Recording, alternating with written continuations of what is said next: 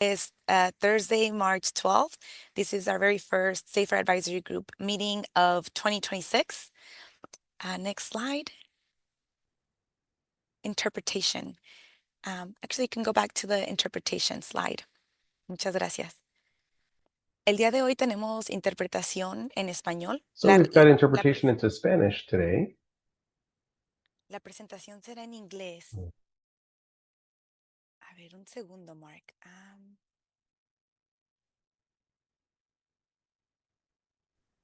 My apologies.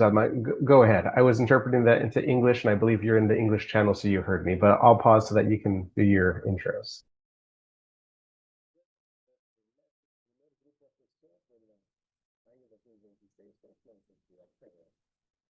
Muy bien, muchísimas gracias.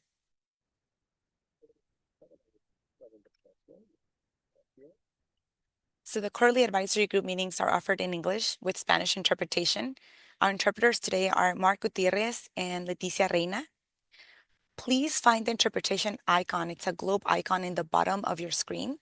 And this is for everyone, interpreters, for advisory group members, and also our presenters. You will see two language options, English or Spanish. It's important that everyone selects one of the two languages so that you can hear the presentation and comments. If you want to hear the presentation only in Spanish, please also select mute original audio. Solo para dejarles saber que la reunión de hoy se llevará a cabo en inglés con interpretación en español. Los intérpretes de hoy es Mark Gutiérrez y Leticia Reina. Les pedimos que encuentren el icono de interpretación abajo en sus pantallas. Van a tener las opciones de inglés o español. Les pedimos que todos escojan un idioma. Para escuchar la presentación solamente en español, también por favor escojan Mute Original Audio. Y les pedimos que mantengan sus comentarios breves, pero también hablen lento. And we'll go to the next slide.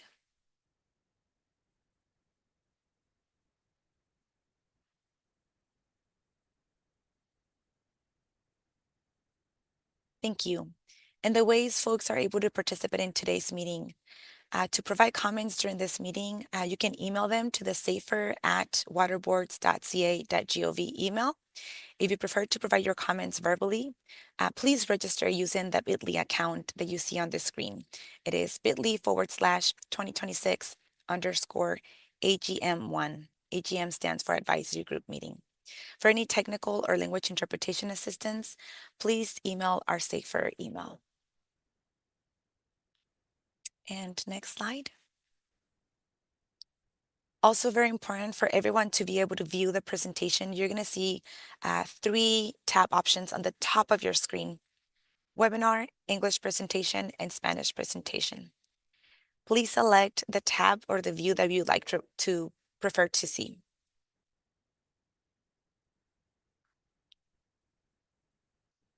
And next slide.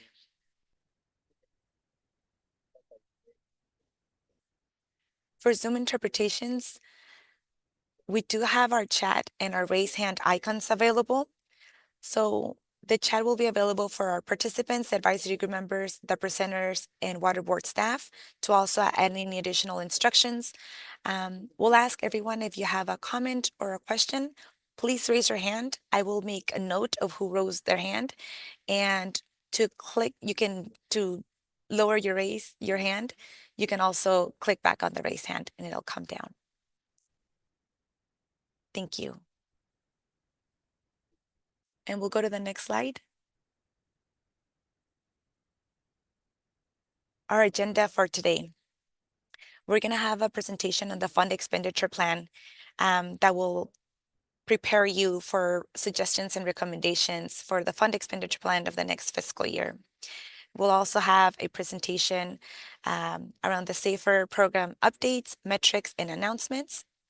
We are going to have some remarks also by our Executive Director of the State Water Boards, Eric Oppenheimer. We'll then have some advisory group member announcements, and we will wrap up with public comment. And next slide.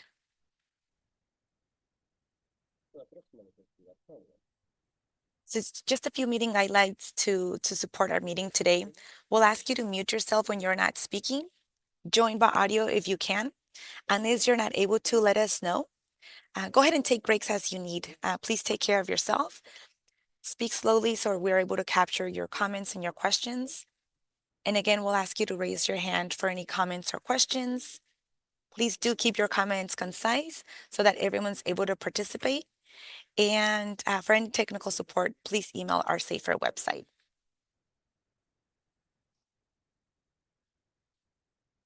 And next slide. Thank you.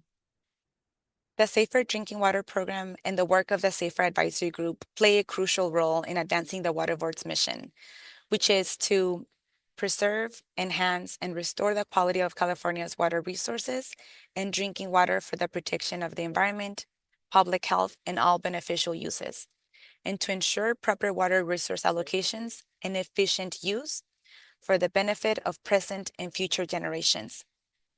Now, the Safer Drinking Water Program was created to bring environmental justice to California by receiving input and feedback specifically from the Safer Advisory Group members on the annual fund expenditure plan and the annual needs assessment. The feedback from the advisory group members should be aligned with the principle that every human being has the right to safe, clean, and affordable and accessible water, adequate for human consumption, cooking, and sanitary purposes, and the Water Board's commitment to a future where race no longer predicts a person's access to water or the quality of water resources they receive. By grounding our meeting in this mission, we reaffirm our commitment to these goals and ensure that our actions and decisions are geared towards providing safe and affordable water to all Californians. So we wanted to be sure to ground today's meeting in our Water Board's mission, but also specifically the role that the advisory members play. And next slide.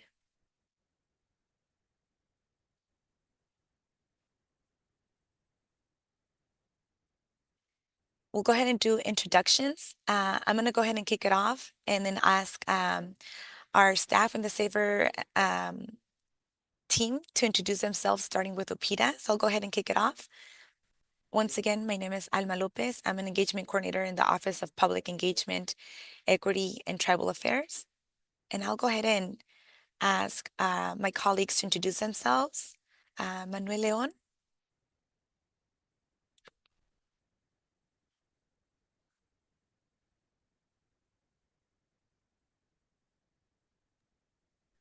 Hi, I'm going to go ahead and pop on. My name is Lacey Carlson. I am in OPEDA with the rest of our team here in this room.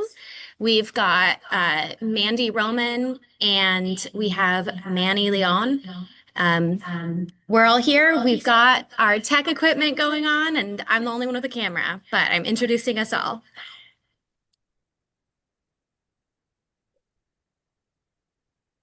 Thank you, Lacey, Manny, and Mandy.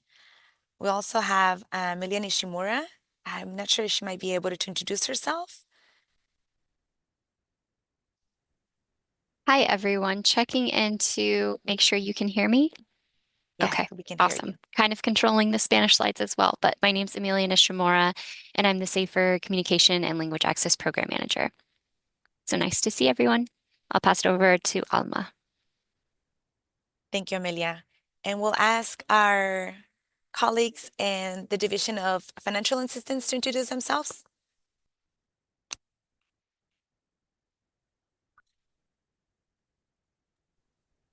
Good morning, everyone. We have Jeff Wetzel here with the Division of Financial Assistance.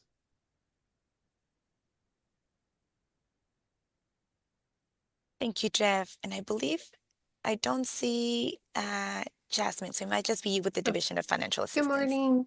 Good Thank morning, you. everyone. Sorry, Jasmine Oaxaca, also with the Division of Financial Assistance. Thanks. Thank you, Jasmine. Good to see you. And then we'll have our colleagues at the Division of Drinking Water introduce themselves, please. Hey, this is Andrew Altavogt. I'm the Assistant Deputy Director for the Division of Drinking Water. Good to see everybody. Thank you. Morning, everybody. Brian Potter. I am the senior of the Southern Engagement Unit of our SAFER section.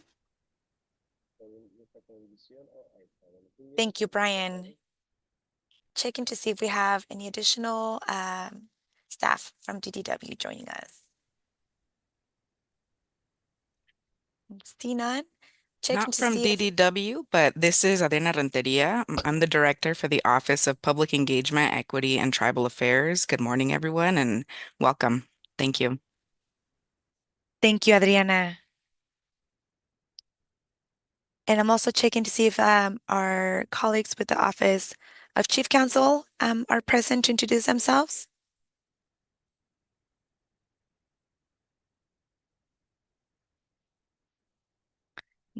See none, we can go ahead and go into the next slide.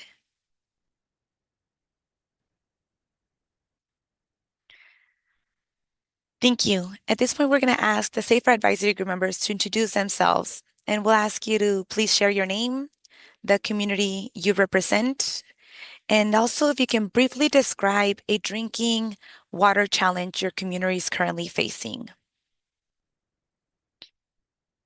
And we'll go ahead and start with, I'm going to call in, we could do some popcorn. Advisory Group member Jim Sullivan.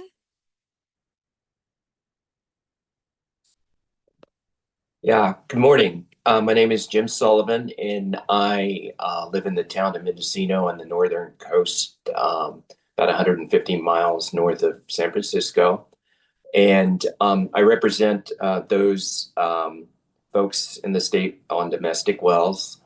And a challenge in our community is we have a very small community on the coast. It's a very flashy groundwater system that we have seasonal challenges for water quantity, but then we also have a challenge of water quality in some instances. And the community itself relies on individual wells.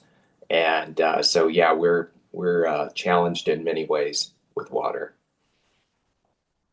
And let's see, I guess popcorn. Okay, I get to do who's next?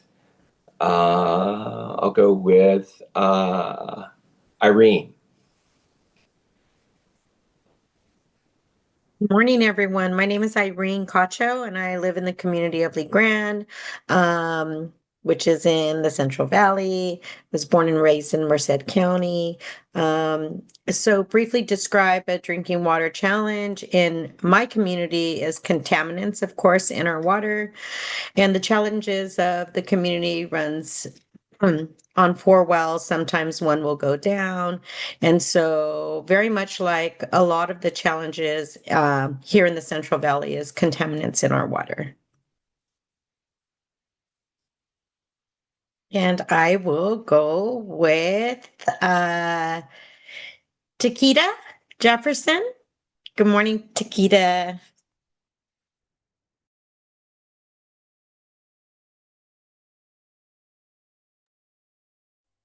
Good morning. I live in Pixley, which is a rural community. I guess in most of our communities in the rural area, it's mostly contaminants. I guess that's mostly what we're all facing, having clean drinking water for our children to drink at school and whatnot is my leading battle, is to make sure that the kids have clean drinking water. I'm on a lot of different boards and whatnot to try to deal with a lot of different things that we're dealing with here in Pixley, but contaminants is our leading factor. So, Taquita Jefferson, Pixley, I've been here now. Well, I was born and raised here, left, and I'm back. And since I'm back, I'm trying to make sure that my grandchildren can have the best existence that they can have without the contaminants and whatnot. Because when I was here as a kid, we didn't face these things. So I know we can't reverse time, but I'm going to try to do the best I can that they don't have to worry about what they're drinking. Brian Potter. I think that's his name, Potter. Yeah, and Brian is with our Division of Drinking Water, so you can choose another I don't advisory group member. see, that's all I see up there. I don't see a whole bunch of names, so We'll call someone for you, Tequita. please. Thank you. We'll ask Adam Rausch to please introduce Thank you. himself. Thank you. Greetings. Good morning. My name is Adam Rausch. I live in Forestville, which is a small town in Sonoma County. But I'm here representing the technical assistance providers, or co-representing them. So we do projects throughout the state to try and help systems come back into compliance and address the issues that they're facing. So we see all sorts of issues among those. So certainly contaminants, fluoride, arsenic, uranium, even disinfection byproducts, nitrate and TCP 123 in ag areas, all sorts of things. And then in addition to those shortages and accessibility issues in terms of water access, and then affordability issues, as well as capacity development. So all of those show up in my life. And I'll pass it to Maureen Thompson.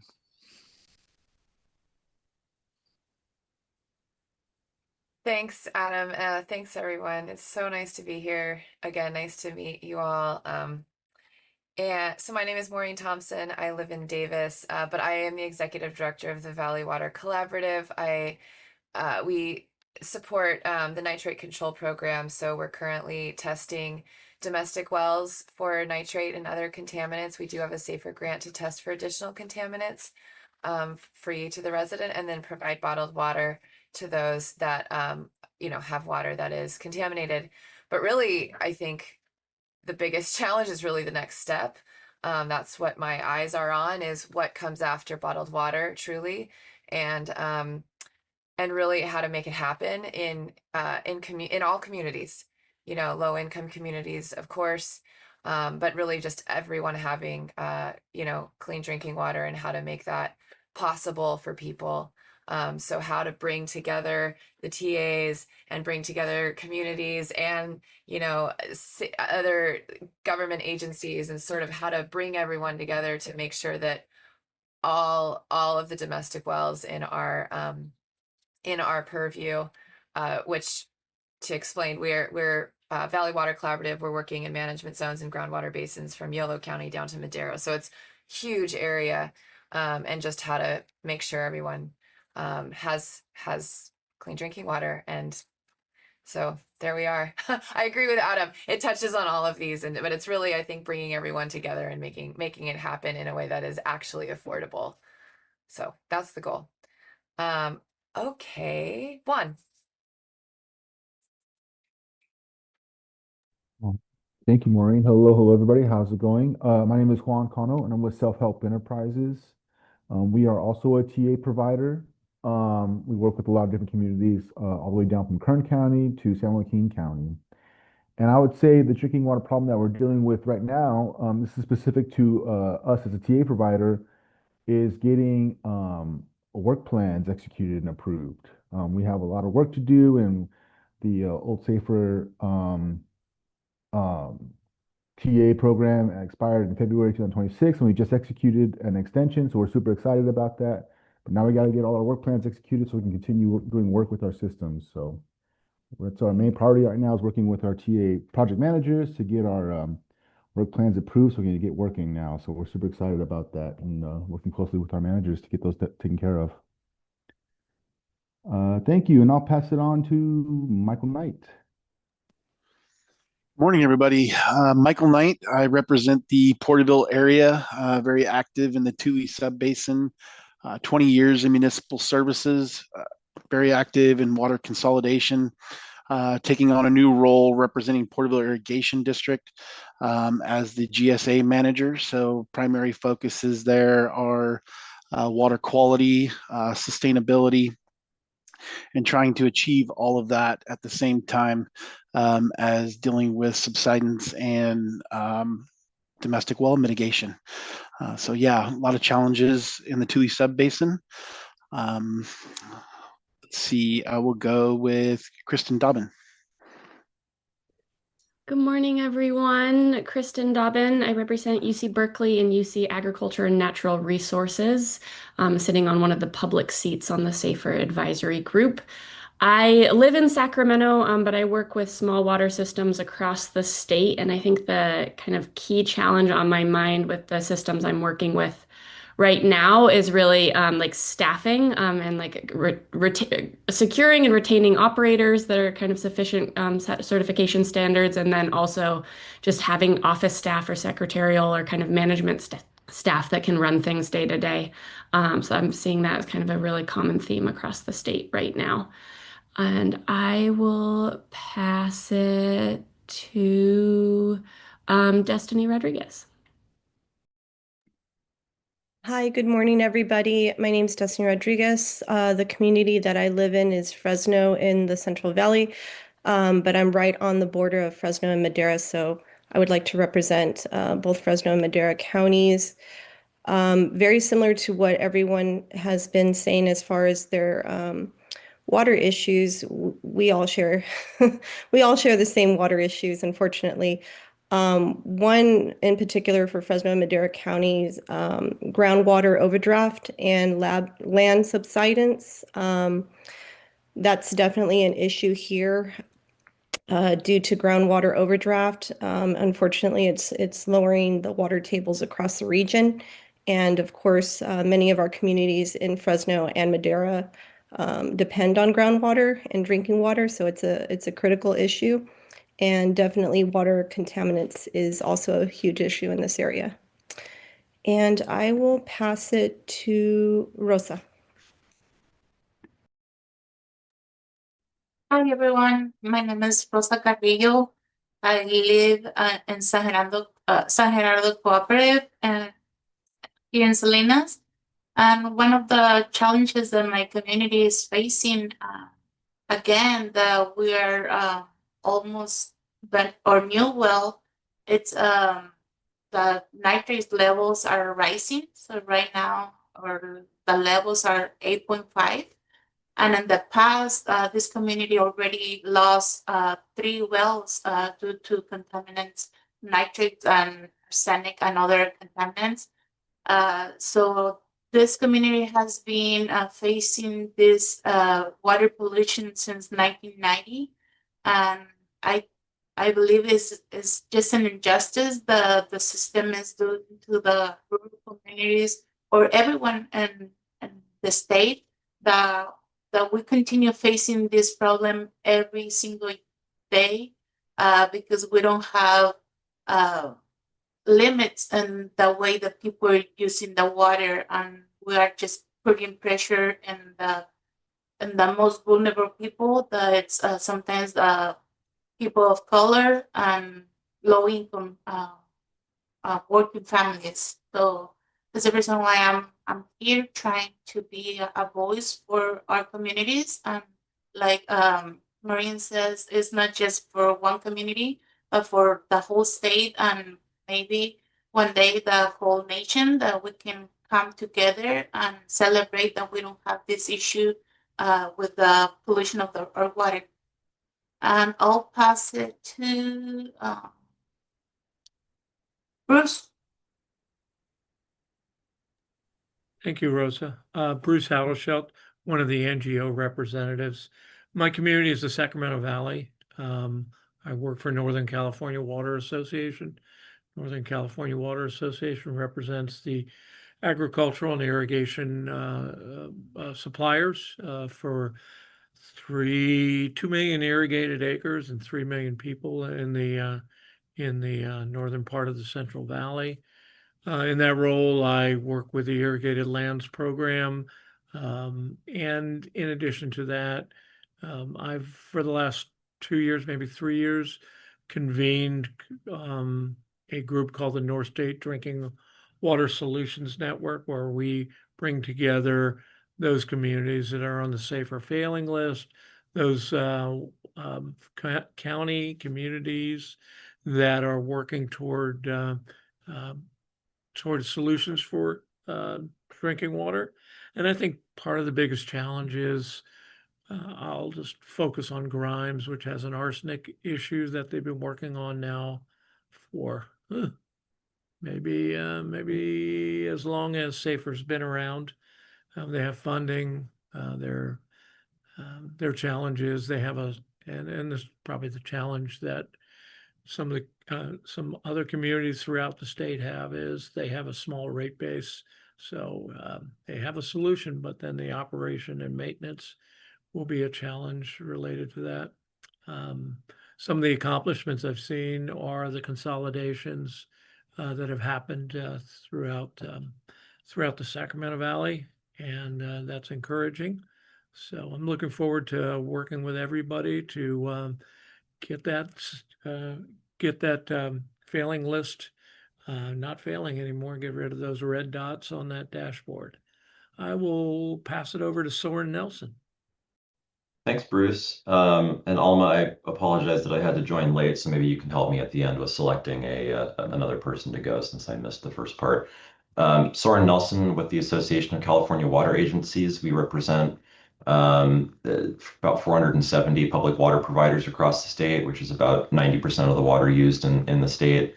I live here in Sacramento, and I think something that all of our members are facing is affordability challenges. Here in Sacramento, we're looking at doubling our water rates probably in the next 5 to 7 years. And that's a pretty big challenge for folks, and not just in small systems, but in medium and large systems as well. So nice to see you all. Thank you, Soren, and welcome. And we'll ask Wajiha Noor to introduce herself. Hi, good morning, everyone. My name is Wajiha Noor. I am with Eastern Municipal Water District. We are a public water system in Western Riverside County, which serve about 1 million, a population of 1 million. We're a highly diverse community, and roughly 1/3 of our population is disadvantaged communities. In terms of challenges, I'm thinking more broadly as well as local challenges. In terms of broader challenges, I can tell you that our region, especially in Southern California, we rely heavily on imported water from Colorado River and state water projects. So as you guys are all aware, there is drought in Colorado River, and with the ongoing negotiation happening at the river, we are expecting California to have some major cuts there. And there's huge infrastructure risk from state water project in terms of subsidence. So those are the broader challenges in terms of water supply reliability. And thinking in terms of local issues, we have PFAS contamination in our groundwater. As a reminder, public water systems are not producers of PFAS. We just are receivers of PFAS. So we have to deal with treatment, and we are actively managing that issue for our community to ensure that we provide our community with safe, reliable water. Thank you. Is anybody left? Thank you, Wajiha. Yeah, we still have Timoteo Prado. Hi, everybody. My name is Timoteo Prado. I'm from Kern. I live in Lamont, which is a small town in South Kern. I think one of the drinking water issues that currently affecting our community is contaminants, but also I am currently in Lamont, and currently we are in one consolidation project that is in the construction phase and one that is still in the talking part of the consolidation. So those are the two issues that I see in my local community. Broadly through my county, I have a lot of residents that complain to me about affordability regarding their water issue, because they both have to buy bottled water and get water from their provided districts, which it seems that they're coming to an exhausting end of not having enough finances to both get bottled water and purchase water for their homes. Thank you, Timoteo. And I think that covers all of our Safer Advisory Group members. I do see that a couple of our Safer staff with the OCC, the Office of Chief Counsel, joined. So I'll ask them to briefly introduce themselves as well. We have Lauren and Nicole, and I'll be sure they're promoted to panelists to be able to unmute themselves.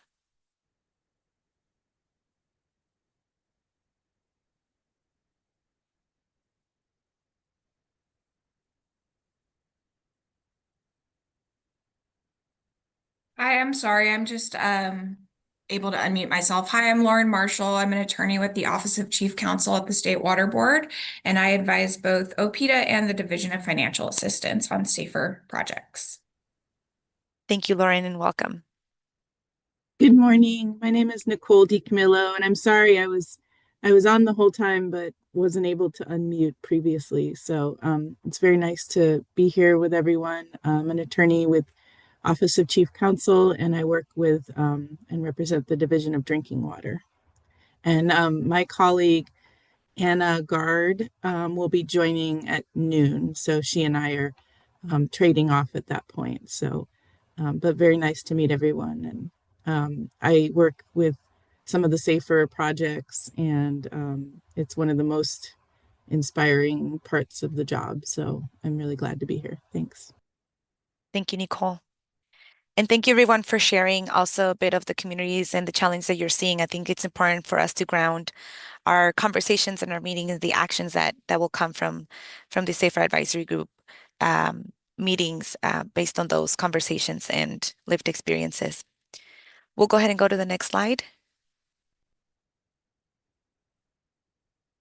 And this is just simply just a brief reminder for everyone. In case you do disconnect or come back, please be sure to check the interpretation icon.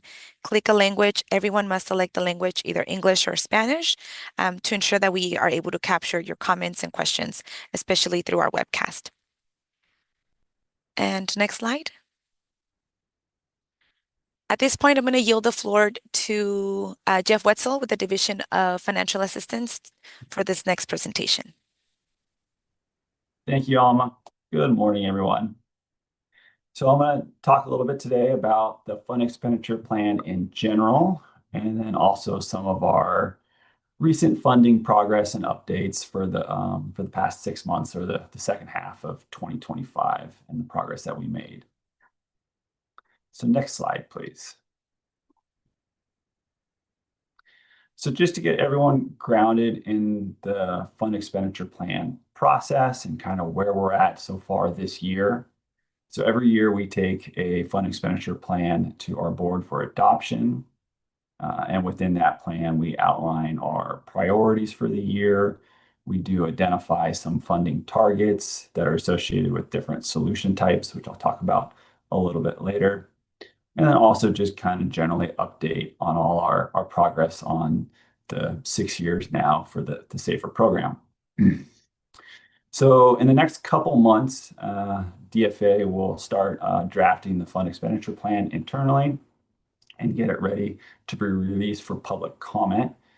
And we normally do that around late June or early July. The draft fund expenditure plan will go out for a 30-day public comment period. And then also within that 30-day period, we normally have our second advisory group meeting, which we'll present the draft FEP at. We also host a board workshop on the draft FEP, or it's an item at one of the board workshops to solicit comments and get feedback from the board members and the public. And then after we get those comments from the workshops and meetings and written comments, we make revisions to the fund expenditure plan, and then we take a final one to the board for their consideration and adoption. And we're planning to have that happen around August of this year. Okay, next slide, please. Oh, go for it, Maureen, if you got a question. Yeah, I'm sorry to ask a question right off the bat. Should we hold for questions, or what would you prefer? We normally hold, but if it's Okay, that's fine. I okay. can wait. Yeah, that's okay. Thanks. Got it. Okay. Let me talk just a little bit about the SAFER goals, priorities, and then some of the recent progress. Next slide, please. These are the overarching SAFER program goals that have been in place for, I think, about 2 years now. And Brian Potter from DDW will talk a little bit more about these coming up. But basically, goal 1 is people in communities that didn't have safe water now have it. Goal 2 is all communities without safe drinking water are on a track to get lasting solutions in place as swiftly as feasible. And then goal 3, California's most vulnerable populations are transitioning to be resilient and prevent cycles of failure. So these are pretty broad, oversweeping goals. And what we have established in the fund expenditure plan is our funding priorities specifically to try to match these goals. So next slide, please.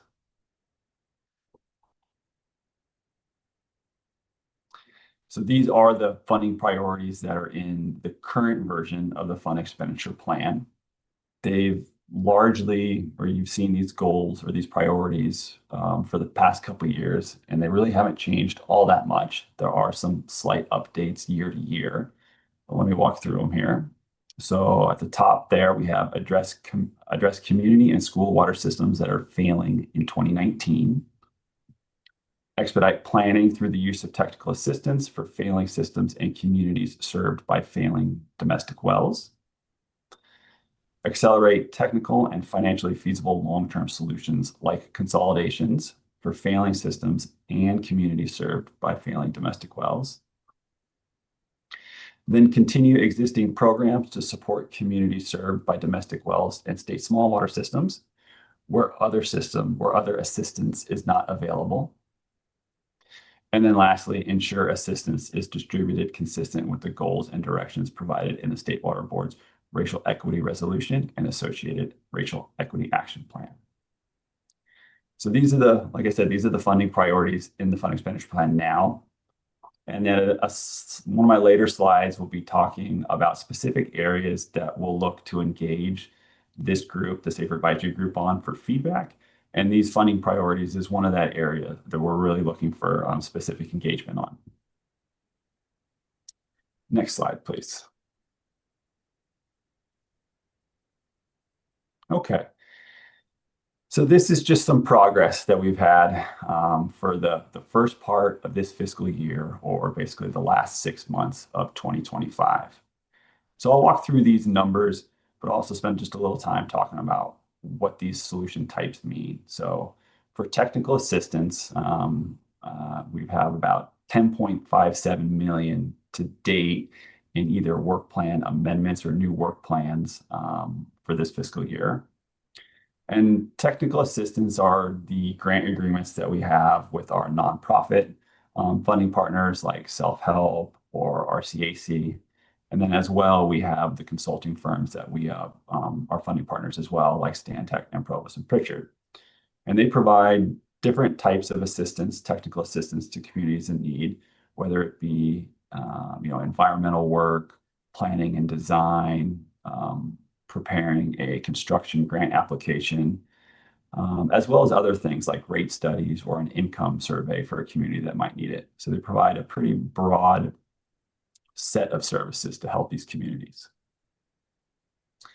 For planning, there's been almost 4.2 million in either amended agreements or executed agreements. And the planning work is very similar to the technical assistance work, but it would be with the direct water system or the direct community that's actually having the grant agreement with. Most of our planning work now is done through technical assistance in general.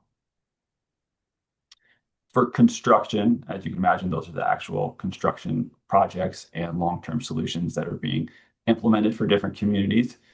And there's been about 53.3 million in the first 6 months of this fiscal year in either new agreements or amended agreements. Looking down here on the bottom for these figures, these are highlighting our support for the domestic well communities throughout the state. We have a couple different funding programs or grant agreements with nonprofits like Self-Help or Community Water Center that address and provide services to domestic well owners. And so far we've had about 151 new households on bottled water and hauled water. There's been 157 new wells tested. And we do have some co-funding agreements with the management zones through CV Salts. Those management zones are there to implement a nitrate control program, and they have their work that they're doing, and then we have co-funding agreements so we can do a little broader set of services for contaminants in addition to the nitrate. And then lastly, there's been 75 new wells drilled or repaired through our programs that support domestic wells. Next slide, please.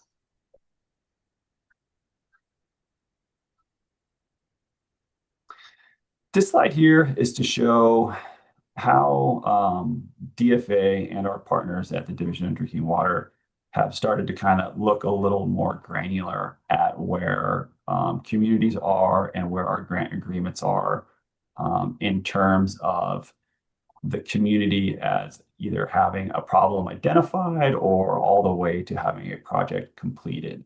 So they've developed these project phases. So like I said, starting from the beginning phases of stakeholder engagement and identifying a problem, and then moving into phase 3 and phase 4, which is a little bit more planning design, and then phase 5, 6, and 7 are more of your construction funding secured and actual construction project. And we show this here just to it's our way of tracking the communities as they progress through their long-term solution. And as we would like to see these numbers slide over to the upper phases where the project's either in construction or the project is in completion. So that's just basically a snapshot here of how we're tracking it. There are some high-level statistics across the top. So there's 662 water systems that are getting assistance. There's 126 consolidation projects. We are assisting around 244 failing systems, and all of this is benefiting around 4.5 million people. Next slide, please. Okay. Next slide, please. So these are the funding targets that are included in this year's version of the fund expenditure plan. Along the left side of that slide, you'll see the different solution types: interim and emergency assistance. Interim assistance is like bottled water or hauled water. And obviously, emergency assistance is addressing an urgent need. Technical assistance, we talked about that. Administrators is our assistance that we can provide systems where the state needs to step in and take over day-to-day operations of the system for one reason or another. There's the planning solution type. We also have operation and maintenance support. So one of the unique funding abilities of the Safe and Affordable Drinking Water Fund is being able to help on day-to-day operation and maintenance costs. And we have construction as well, and some pilots and staff costs. So those are all the different types of solutions, and the funding targets are shown there in blue to represent the specific targeted amount for Safe and Affordable Drinking Water Fund in this year's fund expenditure plan. That blue amount is normally $130 million each year that we get for the Safe and Affordable Drinking Water Fund. And then that's also complemented by some of our other broader, safer funding sources, which you see there in kind of the grayed out bar for construction and on planning. This also is one of the areas that we'll look to have specific engagement from this Safer Advisory Group on how we should identify our targets for the fiscal year 2026-27. Next slide, please.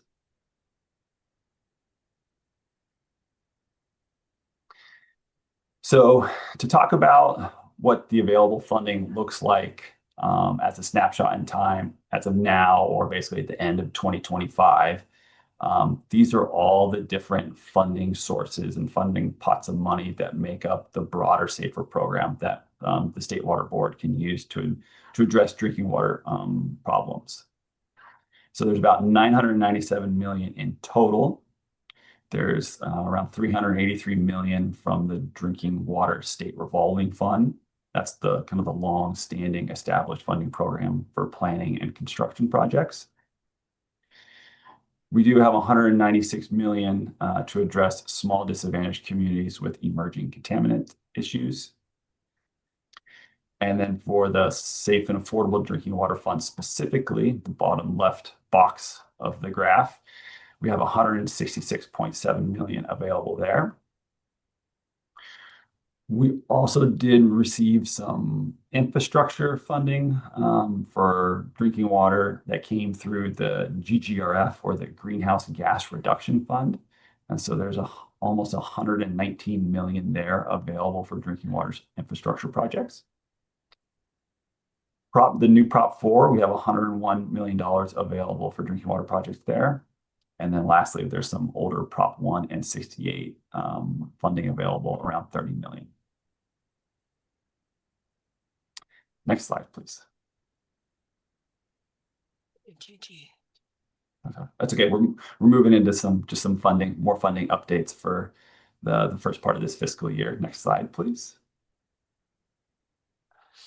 So for the SAFER program, as we're talking about the construction projects and planning assistance that we've provided, there's two bar graphs here to kind of just show the progress so far in this fiscal year. So for the planning grants, the bar on the left there, we have identified a target of around 6.8 million for this fiscal year. And so far we have either amended or established new planning grants for around 4.2 million.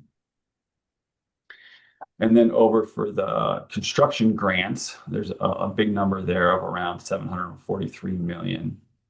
And then so far this year, we've done about 53.4 million in amendments or initial agreements, with a good amount pending there for the second half of this fiscal year. So for us to make progress on. And then buried in the colors there, it's hard to see, but we do have our expedited drinking water grant program, which we've been utilizing for the past year or two. And there's a good chunk of pending expedited drinking water grant projects in the development. Next slide, please.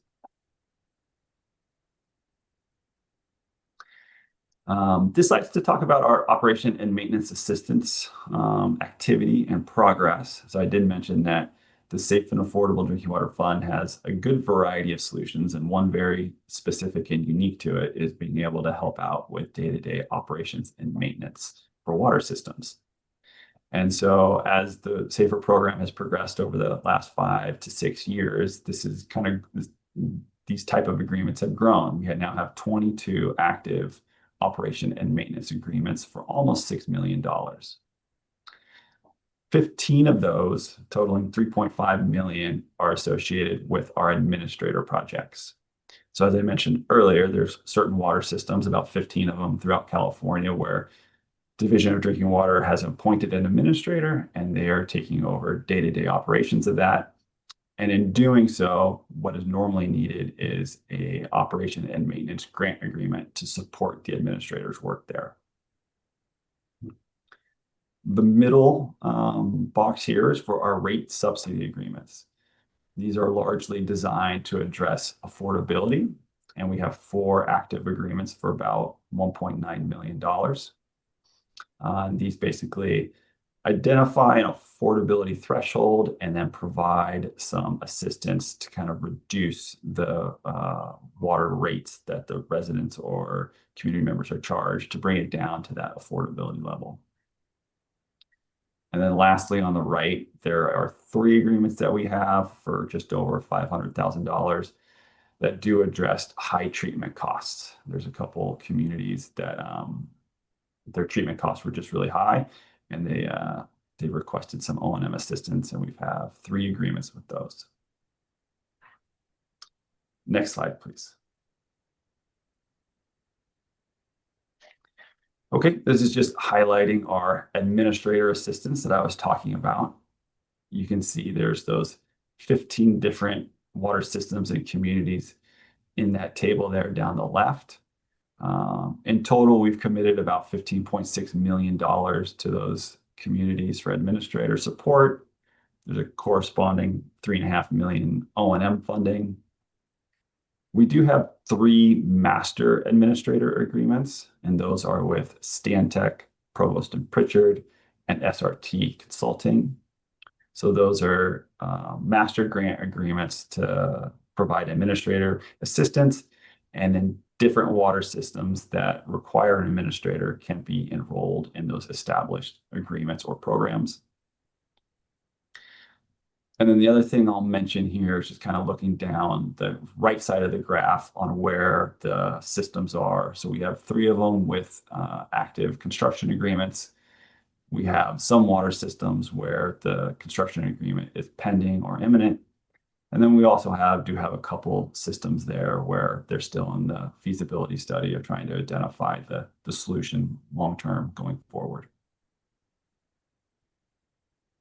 Next slide, please. Okay, touching on some domestic well funding updates. Next slide, please. This is just a simple donut chart per se, and it's showing from 2020 on through to current 2026. We have a variety of different grant agreements and programs in place, totaling about $238 million that can assist domestic wells that need support. A good chunk of that is already dispersed and spent. About 68% of that total funding is spent, but we do have around 32% of the funding remaining. This is looking at all our programs and grant agreements for domestic well support. So when you think about remaining budget, some programs are sitting good and have plenty of funding, and then other programs do spend at a higher rate. So even though there's a lot of money left, we still know that coming up, there's going to be some funding needs for our domestic well programs that are established. Next slide, please. We talked a little bit about this at the SAFER Advisory Group 4 meeting at the end of 2025 about how throughout California now there are local programs and mitigation programs that are established throughout California that do address certain services and certain issues for domestic wells. And at the same time, we have our SAFER funded domestic well programs in place too, and how they all kind of start to intermix and overlap. But on the right side here, you can see that there's 9 management zones. Those are the CV salts program to address nitrate throughout California, established in the Central Valley. There's also 14 groundwater sustainability agencies addressing depleting groundwater and dry wells. And some of those have dry well mitigation programs, but not all of them. And then on the left side is our SAFER funded programs. We have 4 with self-help in the Central Valley, and then we have some co-funding agreements with the management zones like Valley Water Collaborative and the Thule Foundation. And the idea here is that if the management zones are established and the groundwater sustainability agencies have domestic well mitigation programs that can support these communities, that's what we would like to see. And then if they're not quite there or there's some other type of eligibility concerns, we have our established SAFER domestic well programs that can help the communities as well. Just kind of highlighting how these programs overlap and intermix. Next slide, please. Okay, last slide here for me. These are the things I kind of mentioned as I was going through my slides. So these are the 4 areas that I think we're going to tee up for the advisory group this year for engagement specifically. As I mentioned, there's the funding priorities that are in the fund expenditure plan, as well as our safe and affordable drinking water fund targets for the different solution types. And then we're always interested to hear how we can better track the program success and if there are areas for improvements that we can work on. And then lastly, pilots. Pilots is an ongoing discussion. We do have a couple water system pilots in development, as well as some domestic well ones. But if there are any ideas for different types of pilots or different types of unique solutions that we should maybe try on a short period to see if they're successful, we're always open to hearing those type of ideas. Next slide, please. All right. Thank you so much, Jeff. And this is where we have our questions. If you have any questions or comments, I'll ask you to raise your hand and I'll start tracking. So I see Soren Nelson, Kristen Dobbin, and then Maureen. Go ahead, Soren.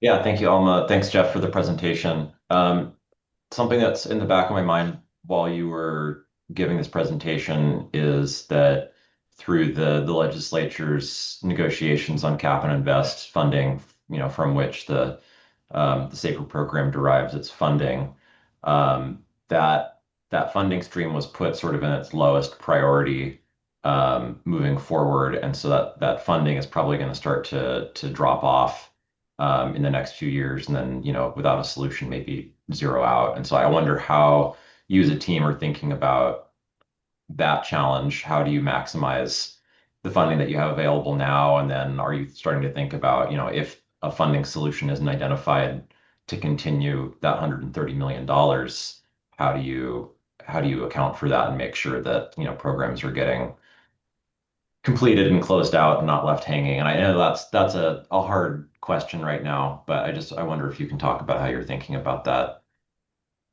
Yeah, no, thanks for the question. It is a hard one to answer. And we didn't really touch on it too much, right, with this slide deck, because there's a lot of unknowns going forward. And I think with our draft FEP and maybe our presentation at the second SAFER Advisory Group meeting, we'd have a little more concrete numbers to share with everybody. But correct, the Safe and Affordable Drinking Water Fund does come from a portion of the Greenhouse Gas Reduction Fund, and that is anticipated to reduce over the next couple years. We don't exactly know what that number looks like. I think the first number that I've heard was from 130 down to 95 million. But that's just speculation at this point. We don't exactly know yet. But internally, we're already pivoting and looking at all of our different funding sources. So there's the one slide there with the box with all the different funding pots there. We're making sure that we're using construction funding for construction projects and so on. So we'll preserve the Safe and Affordable Drinking Water Fund to the extent we can, because it has the most flexibility and versatile funding solutions, and basically lean on all our other funding sources as much as we can immediately. And then as we get more information on what the actual Safe and Affordable Drinking Water Fund looks like going forward, we'll try to capture those decisions and capture our thoughts in the draft fund expenditure plan. Thanks, Jeff. I appreciate that. I know it's hard to crystal ball what the future is going to look like. So thank you. Yeah. Thank you, Soren. Kristen Dobbin? Yeah, I have two things I want to comment on, but I'll just do the first, and then if there's time, I'll raise my hand again. So if specifically on slide 22, the operations and maintenance funding. So I have two clarifying questions and then a comment here. So all of the 15 administrator operation and maintenance agreements, is that a separate add-on funding different than the actual administrator agreement? Is that correct? That's correct. Yeah. And then is that money going all to the system, or is some of that money going to the administrator? So you'll have two grant agreements, one for the administrator's work, for the work that they do in some of the improvements to the system, administrative tasks, and some of the kind of long-term post-administrative plan stuff. And then the second grant agreement for operation and maintenance will go directly to the system for only day-to-day operation and maintenance costs. Got it. So my comment here is if we take out the administrators from that slide, what we have is I think 7 agreements with just about 2.5 million that aren't going to an administrator system. And to me, this indicates, but then on the administrator systems, every single one of those systems needs or qualified for operation and maintenance funding. And so what I'm seeing here is maybe there's got to be a bottleneck of why this funding isn't reaching other systems, but it's reaching the administrator systems. And so whether that's outreach and awareness of the program, whether it's getting through the application process, or it's the eligibility criteria, to me, that disconnect of those numbers means we really need to take a hard look at why the O&M funding is not reaching systems outside of the administrator workflow. So this, I think we really need to look there, because to me, something that indicates that something is preventing other systems from accessing that funding to me.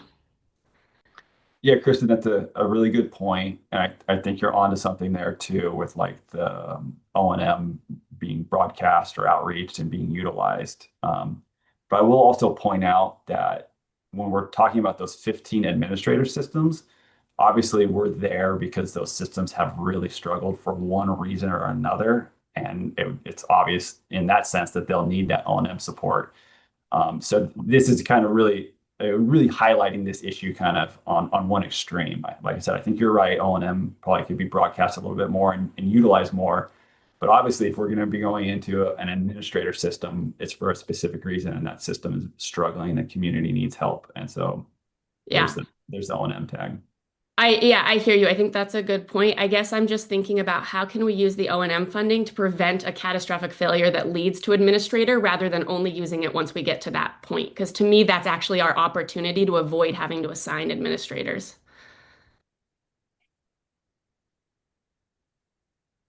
Thanks.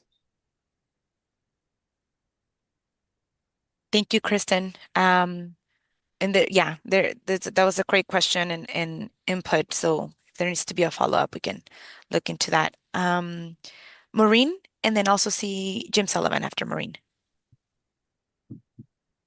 Yeah, thanks for the presentation. And actually, Soren, I think if I got your name right, I hope I did, asked one of my questions. So thank you very much for that. And then, my first question was actually on I think like the first slide.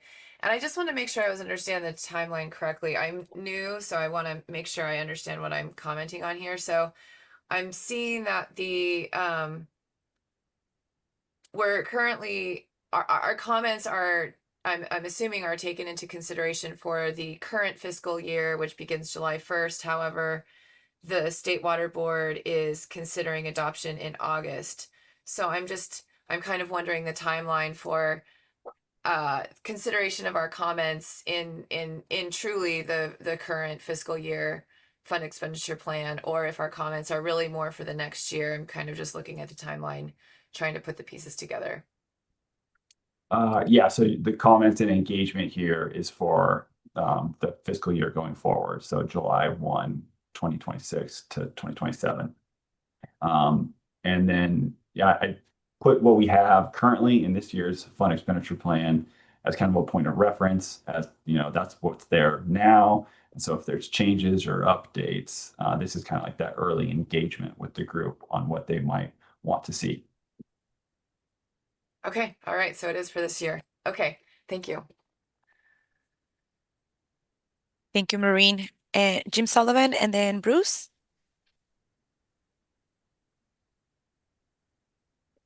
Yeah, thanks, Jeff. That was a great overview. I do have a question about the slide that you presented that was regarding the domestic wells and the percentage of the budget that had been already spent on domestic wells was like 68%. Was that a number from the inception of SAFER, or is that just for that 2 quarters that you were presenting on? That's the inception of SAFER. Yeah. So that slide pivoted and was showing from 2020 till now our total commitment for domestic well support. Okay. So my question is that it seems like, the beginning of the SAFER program, there wasn't a real emphasis on that personalized service for the domestic well folks. And it seems through time we've increased that ability to reach these domestic well owners. And since we've got 4 years left, basically plus or minus on the program, and only 32% of that available now.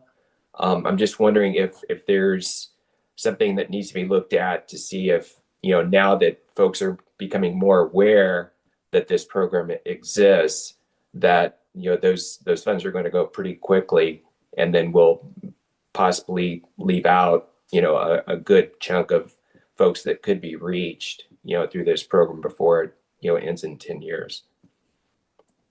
Just a question.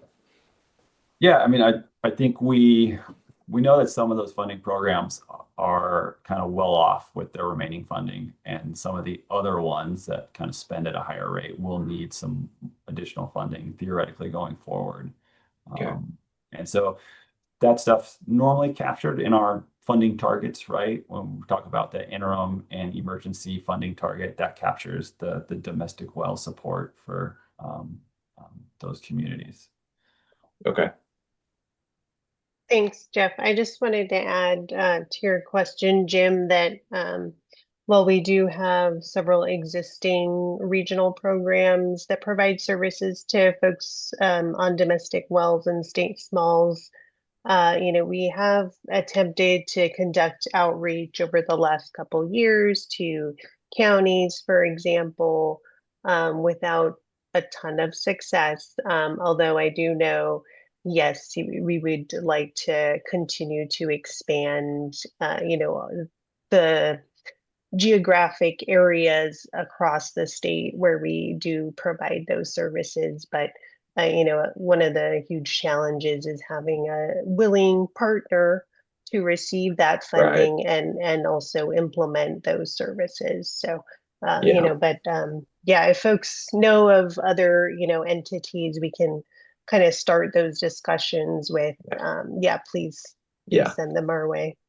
Yeah, and that's been my real concern is, private well owners aren't regulated. So at the end of this project, they go back to kind of behind the scenes again. And if there's a way to be able to establish something that can be more standalone to be able to go forward, I think that would be in the best interest, for a lot of folks. So just a thought. Thank you, Jim. And thank you also for jumping in, Jasmine. Go ahead, Bruce, and then Taquita, and then I also see Adam. Jeff, my question is around slide 18, where you have the various phases. I just want to make sure I understand what I'm looking at. You have a darker, I don't know, magenta color that says 2019 failing systems. Does that number in that color represent what remains to be done? Or I don't know how that versus the failing, which is in red, I don't know how to interpret that. Yeah, good question. There's a lot going on that slide.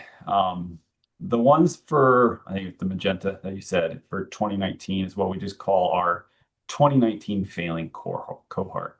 So those were the water systems that were failing in 2019 and still remain failing. And we've kind of set those as our highest priority. And then the other failing systems would be systems that have since failed post 2019 and are also tracked separately. Gotcha.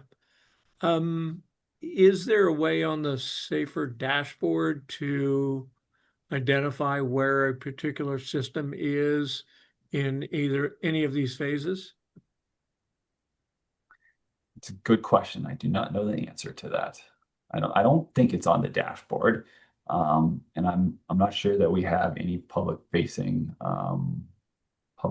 info with that regards, but I can double check, Bruce, and get back to you.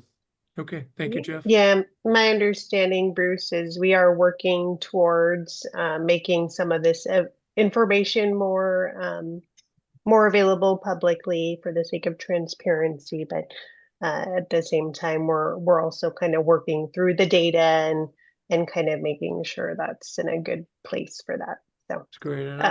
We are looking to do that. So hopefully. I forget what the actual term is, but there's also sort of a snapshot that, provides a narrative for each of the systems. Okay, thank you. Thank you, Bruce. And we'll go with Taquita and then Adam. I have a question. The slide that it was on, I didn't really see a number, but it's like 16 or 17. It was one of the first ones in for the funding. It was for the TA, and it was 2.09 million, and then it had the for the financial year, it's for the total it was 10,000 point 10 million point 57, and then for the planning it was 2.4 million, and then for the total year it was 4.18 million. But where I'm at is that you had said that most of the work is filtered through the TA, and it just seemed like there's like a double pay, because if you're filtering it back through the TA, why are you filtering it back through the TA from the planning? It just seems like there's a double pay and you're wasting money to me, because if the TA can do it, why doesn't all of it stay in that particular TA instead of double paying? It seems like a double pay to me. Yeah, no, good. Yeah, good question, and sorry for the confusion there. So the work done under technical assistance is for communities that need that assistance and not necessarily able to do that planning work themselves. And then there are some communities that have the resources, the manpower to do that planning work. They just need the grant funding to support that planning work. And so when we see our commitments in that planning, that would be as if a county came in or a specific water system came in and had the resources to do the planning work, just needed the grant assistance to help. Okay, so you actually have to go through the planning system to get the grant so the TA can do the work. Is this what you're saying? No, they're the same services, I would think, just done by two different entities. So sometimes it's a technical assistance provider because the community is so small and doesn't really have that manpower to administer the grant or do an environmental review. And so that's where the technical assistance providers can step in and do that work for them. Okay. Okay. All right. Thank you. Thank you, Tequita, for that question. And Adam? Yes, thank you for the presentation. I had a question, I guess, about timing and about slides 20 and 21. If one of the areas where we're hoping to get feedback from the advisory group is in terms of the funding priorities, as laid out on slide 20, do we have a sense if we're going to know about the funding levels by the time we're making the priority decisions? Like, are we going to have firm numbers going forward at that point, or are we sort of going to be making priority numbers or decisions or advising, I suppose? We're not decision makers, but are we going to be trying to do that advising with a bunch of question marks still on the table, or do we not even know the answer to that at this point? So I think our answer would be hopefully we don't have to make those decisions with a whole bunch of question marks. And within the draft that we release publicly, hopefully there'll be that level of certainty there to kind of, get that engagement and get that feedback. Okay, so is there a timeline for the, I don't know, for funding allocations, or when we know if that 95 that we're not going to hold you to is real or not?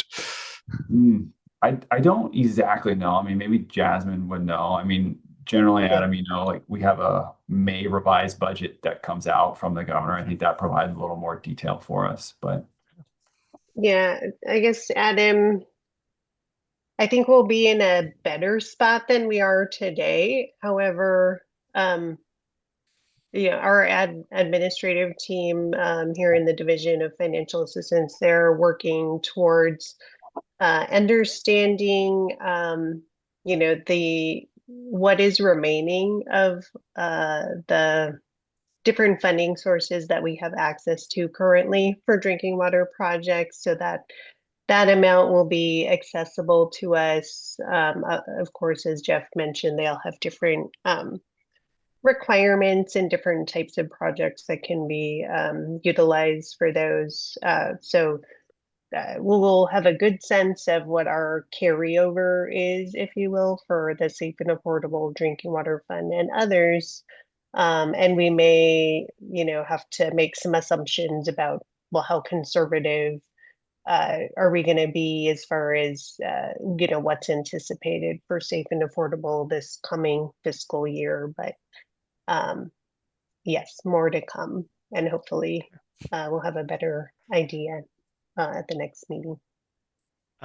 Thank you both. Well, while I'm on, if I'm not taking up too much time, the 4 areas where you are referencing in terms of advisory group engagement on page 29, I'm just trying to understand the paradigm. Is that the extent of areas where we're looking for good advice, or that's at least that and also anything else that comes up, or like what's the paradigm that you guys are setting up here? Just at least that, and anything else that comes. Just trying to kick off and facilitate people's thoughts and focus and stuff of that nature. Okay, thanks.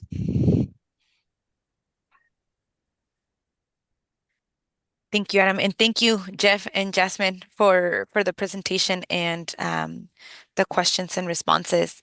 If there's no other questions from the advisory group members, looking to see if there's any hands. I think Kristen put a pin in for maybe at the tail end to have another question. I think Maureen actually asked my question about timeline. Thank you. Okay, great. Yeah. Great, thank you. If there's no more questions, we can go ahead and go to the next slide. And at this point, I wanted to give us just a quick break if folks needed to use a bio break, get some coffee, get some water, so we can come back for the next presentation. Also, if there's any maybe questions that we are still thinking about, maybe when we come back, we can go ahead and ask them. So let's give ourselves a quick 10-minute break and we'll come back. It is 10:17. We'll come back at 10:28.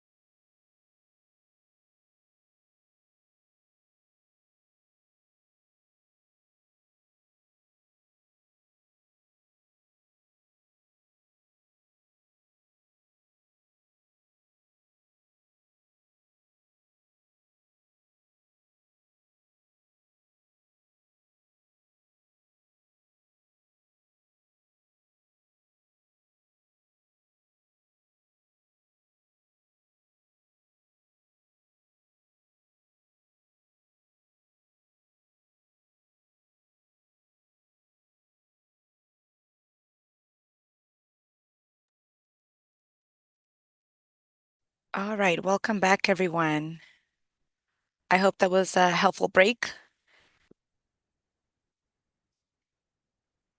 And I see our cameras. Amazing. It was a helpful break. Thank you. Absolutely. Glad to hear.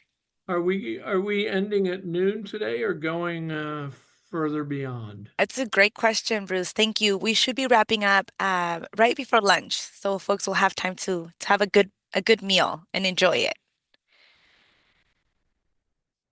Thank you. And for our PowerPoint, we'll go ahead and go to the next slide.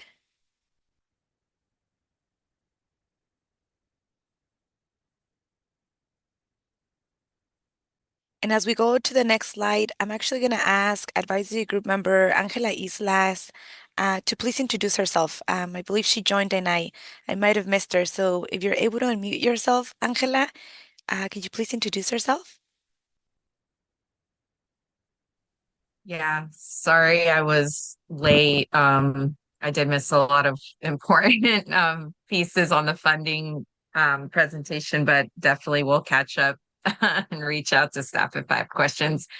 But I'm Angela Islas, Water Projects Coordinator with Central California Environmental Justice Network. I forgot what the question was about. I don't think I Isn't there shared with you, challenges? Angela. Yeah, so Yeah. it's just your name, the community you represent, and any safer drinking water challenge that your community is currently facing.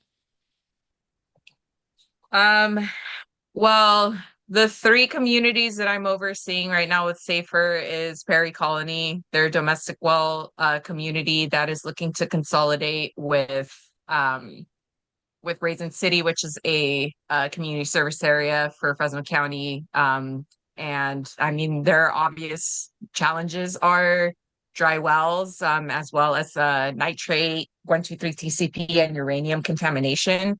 I have some updates to share later on for that project. I'm also overseeing Five Points, which is CSA 49. They have byproduct disinfectant and contamination, and they will be going to groundwater.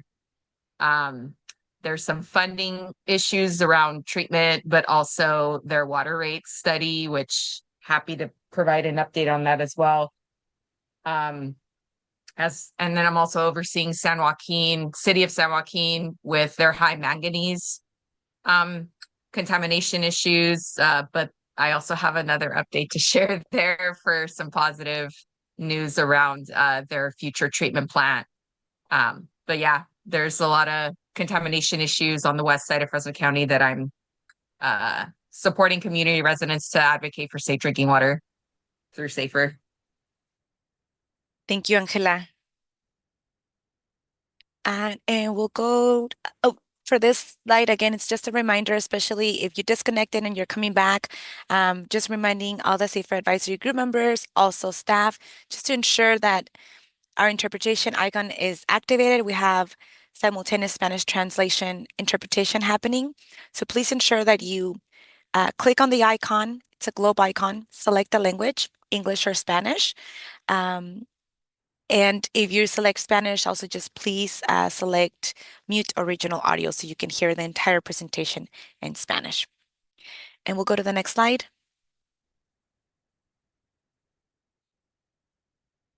Thank you. And for this portion, we're going to do a presentation on the Safer program updates and announcements. I'll have a quick update and then I'll yield the floor to Brian Potter with the Division of Drinking Water. And we'll go to the next slide.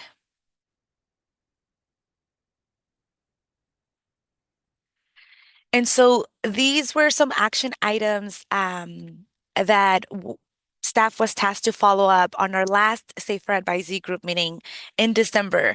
So one thing that we'll be implementing is ensuring that in every Safer Advisory Group meeting, we can kind of come back with any action items.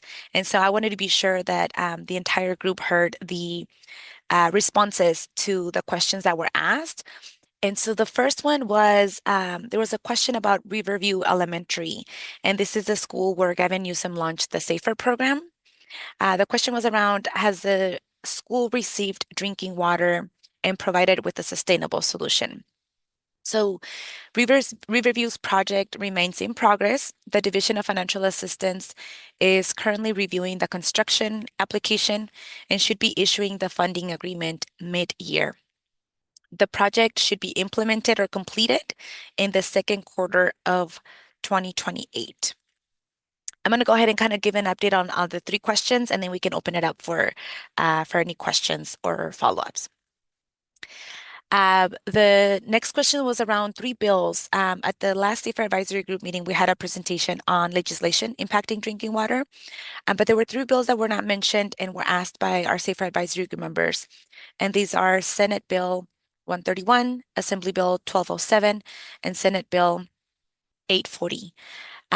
So the update for Senate Bill 131, and folks may already have some of this information, but it is a budget trailer bill that was approved in June in 2025. It amends the California Environmental Quality Act, also known as CEQA. And I specifically looked into how this impacts any water systems. So this bill, until January 2030, it exempts from CEQA, the California Environmental Quality Act, specified projects for a community water system that receives funding from specified sources that does not otherwise include any construction activities if the project results in long-term net benefits to climate resiliency, biodiversity, and sensitive species recovery, and includes procedures and ongoing management for the protection of the environment. And again, just briefly, CEQA just also ensures that any project that's going to have an impact on the environment, that there is a study done. And so these are some of the amendments to that CEQA, the California Environmental Quality Act. For Assembly Bill 1207 and Senate Bill 840, those 2 bills were adopted in September 2025. And together, those bills extended the Cap and Invest program. It was formerly called Cap and Trade. So it changed the timeline from 2030 to 2045, but it also modified the methodology for allocation of the associated greenhouse gas reduction fund revenues. Some of this was briefly mentioned earlier. It was around the aspect of the Safer Drinking Water program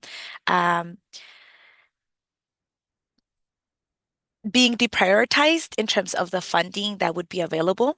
And so it created different tiers. There's 4 tiers. The Safer Drinking Water program falls under the 3rd tier. And that's one that if funding is available, then funding would be allocated to that program.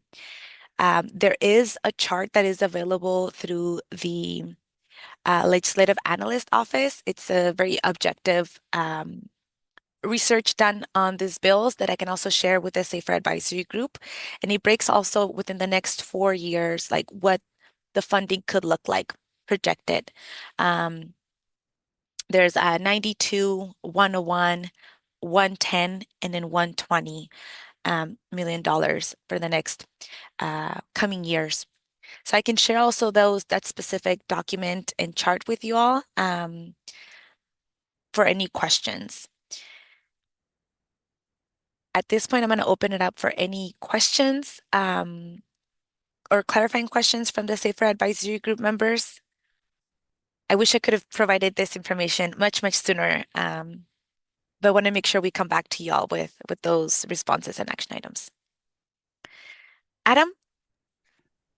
I just wanted to thank you for following up on the Bill's question was from me, and I appreciate you guys coming around and sharing that. So much appreciated. Thanks. Absolutely. Thank you. Thank you for asking that question. Any other questions? Alma, Bruce. Go ahead, Bruce. Riverview Elementary, what was the constituent or concern there? There was a question about, there was an elementary where the Safer Drinking Water program was signed. So it was a question if that elementary had already received drinking water or a sustainable solution. And so the answer is it's still in the works. But the program or the project should be completed by 2028. Does it need a new well? Is it TCP 123? Yeah, this is Yeah, Bruce, this is Brian Potter with the Division of Drinking Water. So Riverview has 123 TCP, as you guessed, or maybe knew, I'm not sure. And they are working on a new source and possibly treatment if necessary. Yeah, I know Manzanita Elementary in Gridley has that issue as well. So thank you. No problem. Thank you, Brian, for jumping on. And if there's no more questions, we can go ahead and go to the next slide.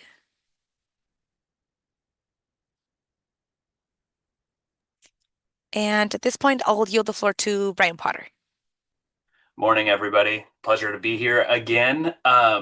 This might be a slight, not all of what I talk about will be a recap of what Jeff talked about previously, but it will be a build on from the Division of Drinking Water Safer section perspective.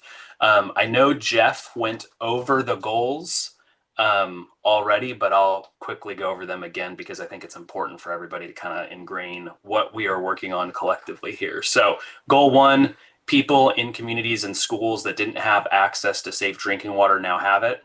That goal focuses around what Jeff talked about, our 2019 cohort systems or failing cohort systems. So systems at the beginning of Safer in 2019, we'll say, that were on our failing list. Those are the systems we're focusing on goal 1. Goal 2, all communities and schools without safe drinking water are on track to getting lasting solutions in place as swiftly as possible. And this expands beyond the 2019 cohort systems into all new failing systems from 2019 forward. So encompassing, again, all failing systems are covered in goal 1 and goal 2.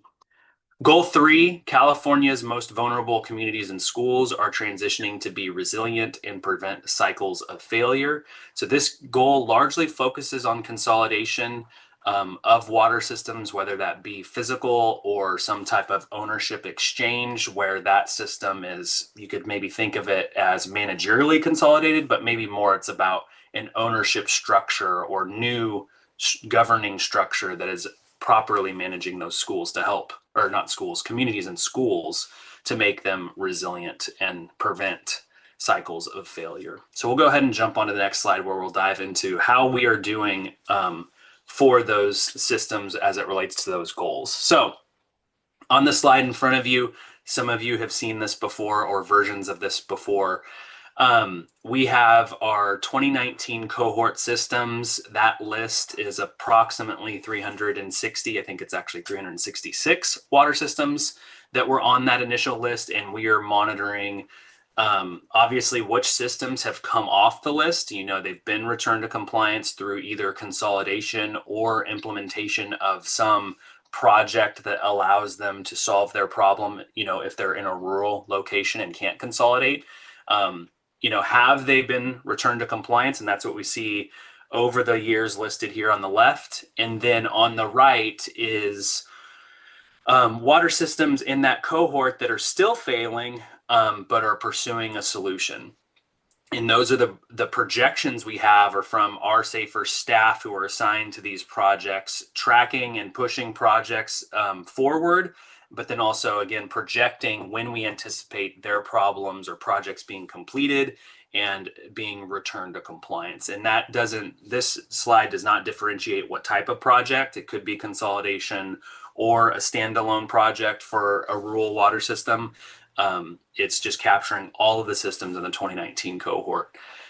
One thing I'll highlight for folks is if there's a system that was on the list and they were failing, we solved their problem, they got off the list, and then for some reason they're failing again. Maybe they're experiencing a new contaminant that wasn't previously there or didn't previously exceed is probably a better way to articulate that.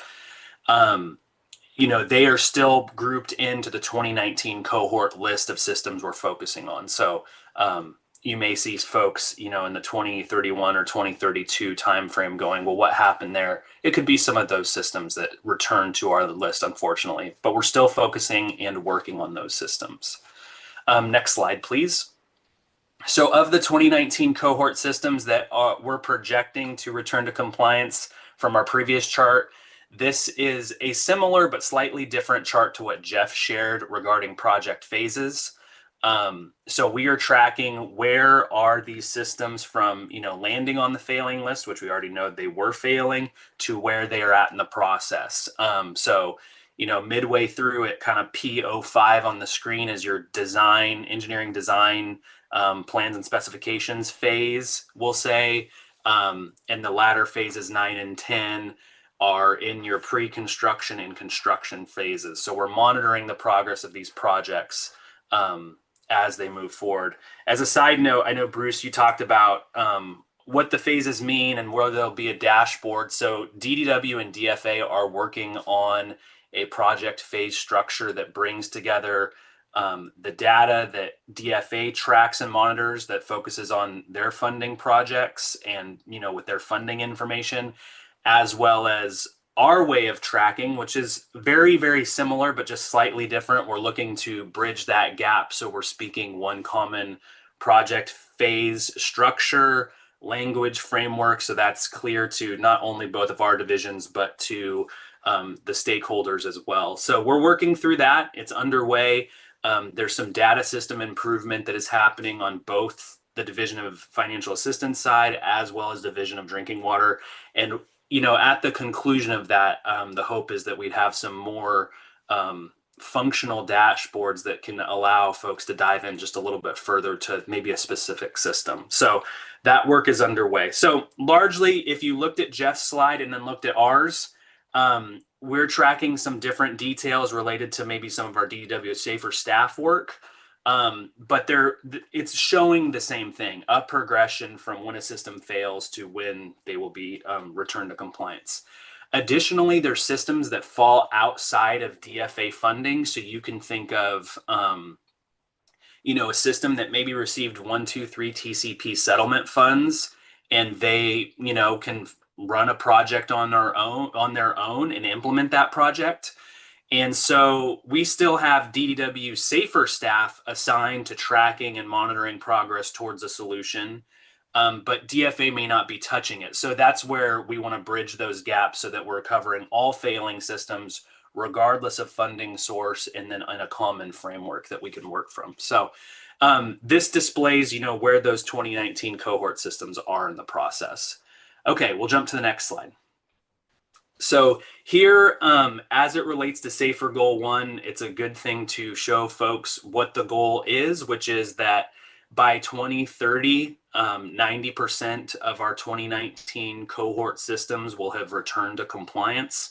And based on our current projections, we're on track at 92.6%. That fluctuates a little bit, but we're looking good to hit that target goal. As it relates to the charts, we list here the 366 failing cohort systems from when we started. 175 of those have been RTC'd, returned to compliance, and then the correlating populations related to those systems. So just over 1 million people were served by systems that were on the failing list, and due to the return to compliance, 762,000 folks are now being provided safe drinking water. So that's a large portion in terms of population from the original list to now they're receiving compliant water. So we're tracking that based on our projections and work, and then reporting out to all of you as well as other stakeholders regarding Safer Goal 1. Moving to the next slide, Goal 2, which focuses on systems, so communities and schools moving towards a solution as swiftly as possible. We're working to make sure that all of our systems, so this is more broad than just the 2019 cohort, all systems are on track and have a plan to get to a solution. So we undertook last year a corrective action plan effort for systems that had been failing for quite some time and had exceeded in the initial compliance order. They may have had like a 3-year timeline to return to compliance. And those systems that had gone past that date, we were looking to get more current and updated corrective action plans. We issued a technical order to 81 systems saying, hey, you need to submit an updated corrective action plan, which for folks on the call, that's a really milestones and timelines for completing a project. You could think of the project phase framework as a reference for that. Like, when are you going to do certain actions and by when to get your project to compliance? So from that effort, 48 of those systems will receive a form of escalated enforcement based on non-compliance with the technical order or their MCL violation. So we're doing cleanup here to make sure systems are back on track. And again, I made this comment already, but the escalating enforcement is going to help with establishing those milestones, dates, and deliverables for the project so that they can continue to move forward. We will be taking that information and then providing some continual tracking along that phase structure so that systems aren't slipping through the cracks as they move forward. So we're working on that effort, and it's ongoing currently. Moving on to the next slide, one of the goals is to reduce the time of violation to less than 5 years. So once a system lands on the failing list, we'd like them to be off within 5 years. That is the goal. So what we are tracking here and displaying here is 4 systems that have failed in a given year. So if you failed in 2017 or 2018, you'll show up in the chart if you've already completed your project or you've already been returned to compliance. So we're tracking that. Again, it's based on when they started failing and when they returned to compliance. What is not shown here is the systems from each corresponding year that are still failing. So as those systems that are failing complete their projects, return to compliance, we would see these averages tick up. Because you can, if there's a system still failing from 2018, that duration for them being out of compliance is longer than someone who's already completed. Those numbers will tick up, but the goal here for our program is that it's under 5 years. So that's something we're displaying here for you all. We're tracking it. We're working to get that number down for all failing water systems. Next slide, please. So still on goal 2, this is a display of systems that are failing and how long they have been failing by bucket. So what you have here is systems that have been failing for 0 to 3 years. There's 157 of them. There's 90 systems that have been failing for 3 to 7 years. And then there's 168 systems here that have been failing for greater than 7 years. And you can think of it as it relates to, it's part of the story with our SAFER program. I think it's important for folks to know. When the program was implemented, we had a lot of systems that were just floundering. And that was the drive for the SAFER program to be developed. Small water systems struggle from a TMF perspective, and they have a real inability not only to conceptualize and implement a project, but also fund the project. And so what I like to think of the early phases of our SAFER program is really a business development of getting all of these struggling systems in whatever state they're in into a funding pipeline, largely through TA, technical assistance, to get them on the road in a more productive manner. And this isn't to excuse the long duration of those systems being in there, but if you look at this chart, compare it to the project phase timelines chart that Jeff has, or that we displayed here a couple slides ago, you can see the efforts, a lot of that initial work that took place to get them on a path and moving forward. They're now, moving towards those later stages of their project. So that's important to remember for some of our longest failing water systems. And again, the goal of phase 2 is that from, moving in the future, we get all systems below 5 years. So those are important things to consider when looking at some of these charts. All right, next slide. As we move to SAFER Goal 3, this is again focused on consolidations, preventing cycles of failure and, providing resilient solutions for our small water systems, or really all water systems. So this is a breakdown by year, how many consolidations we have achieved. Our goal is 20 consolidations per year. It's important to note here at the top, 180 systems impacting 362,000 people since July 1, 2019 have been consolidated. And that's really a good outcome for those water systems and those people in those communities to get tied to more resilient, larger water systems.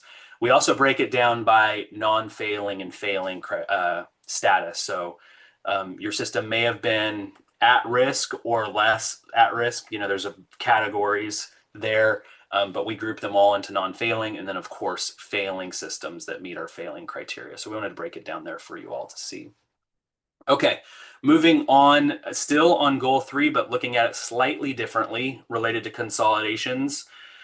We have 211 subsuming systems in ongoing consolidation projects. And what that means, just in terms of definitions, is a larger system that is receiving, you know, smaller systems into them. We term them receiving water systems. And the smaller systems that are going to be absorbed or consolidated to the large, we call them subsuming water systems. And it's an important distinction here. So we're tracking 211 subsuming water systems. So you can think of often small systems consolidating to larger systems. And they're in ongoing consolidation projects. And here on the left, we break down their risk or failing status. So we have 121 failing water systems in consolidation projects, 36 at risk, and so on. You can see the other categories there. On the right, specific to failing water systems, it gives you a breakdown of what they are failing for. In our failing criteria, we have 6 categories. The primary MCL, secondary MCL, E. coli violations, monitoring and reporting violations, treatment technique violations, and source capacity violations. Those are the broad categories. If you're really interested in how all of that breaks down, we can get you a link to the failing criteria document. It's semi-lengthy, but it is interesting to read if you're really into the nuts and bolts. But what you can see here is a breakdown of what they're failing for.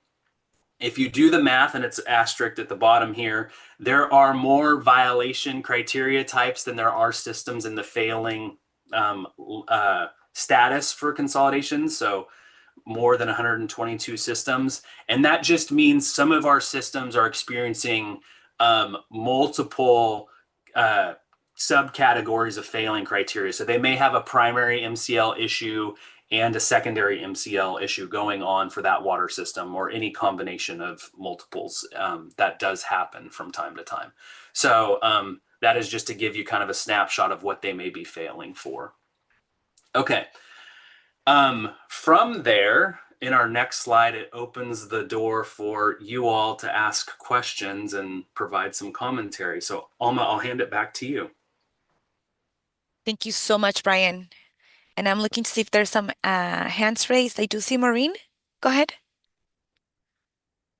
Thank you, Brian. That was great. I really appreciated it. You know, and you said there was a lot of repeat. I love it. It's good to hear it. A couple different people maybe say similar things. So I was fine with that. I have a question kind of for all the State Water Board folks that are on the call. You know, we're seeing essentially programs get funded or systems get funded, and then there's either a large timeline for in which they're pending, or maybe they're not getting funded at all. You know, there's some barriers here. So I actually am wondering, from your perspective, what are the barriers that you are seeing, you know, the top barriers, either to getting a project complete in a timeline that is reasonable?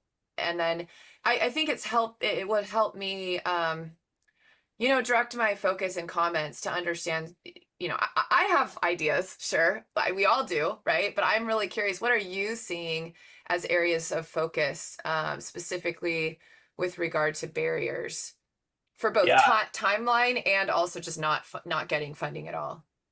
Yeah, maybe I'll ask a follow-up clarifying question. When you say pending, can you define pending a little bit? Just maybe duration, or what do you mean? It came up in a slide in the previous talk. Actually, there was just a huge number of pending. So I would say it's good question to ask me back. I don't know the answer to that because Okay, I know there's many reasons for pending. Okay. And yeah, but I think more my question is about really what are the barriers you're seeing that really we should be looking at. Again, Yeah. I think we all have ideas, but I'm curious what you think. Yeah, I'll try to keep it succinct because we could probably do, you know, a 2 hour discussion on barriers. Yeah. There are barriers. I'll start from the water system side. Many small water systems are operating largely on a voluntary board that may or may not meet quorum. So that can be an immediate challenge, is that they struggle with the technical and managerial side of things. So, so they'll have trouble from getting that initial compliance doc or enforcement document. We'll say maybe that's a citation or a compliance order that says, you know, you have an issue you need to resolve, and they're not quite sure how to go about that. And maybe it sits on a desk for a period of time before they start taking steps, even if the order says something like, you need to complete a corrective action plan that outlines your plan to compliance within, you know, 30 to 90 days. So there's a little bit of lag time there. And so, you know, it's on the system to start the process. And when we we know, obviously we'll monitor when systems land on the failing list, but there's a step for them to start engaging. And then as we can with our staffing resources across both divisions, help get them into a pipeline. So there's a little bit of friction there.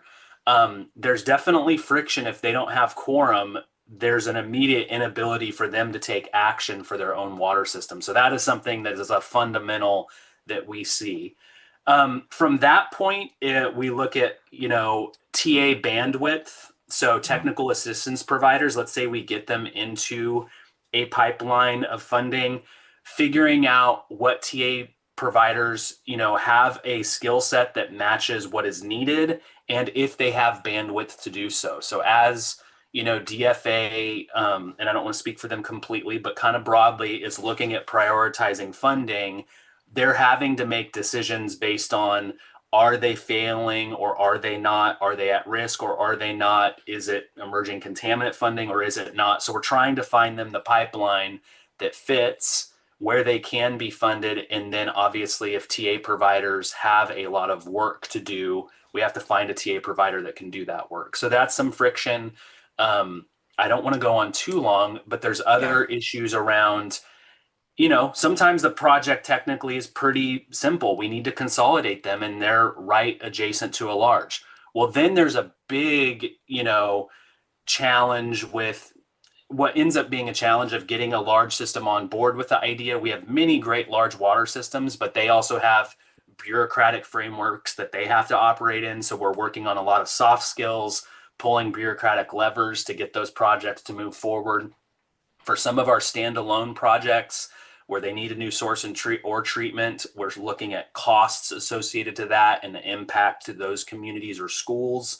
Those can be friction points. Land acquisition comes up from time to time. So there's lots of little hurdles along the way that would probably necessitate a long discussion of those, but those are some of the main ones we're seeing. And then I would say that as in terms of processing and timelines as it relates to DFA and DDW, sometimes it looks like it could be in DFAs, like we're reviewing the application.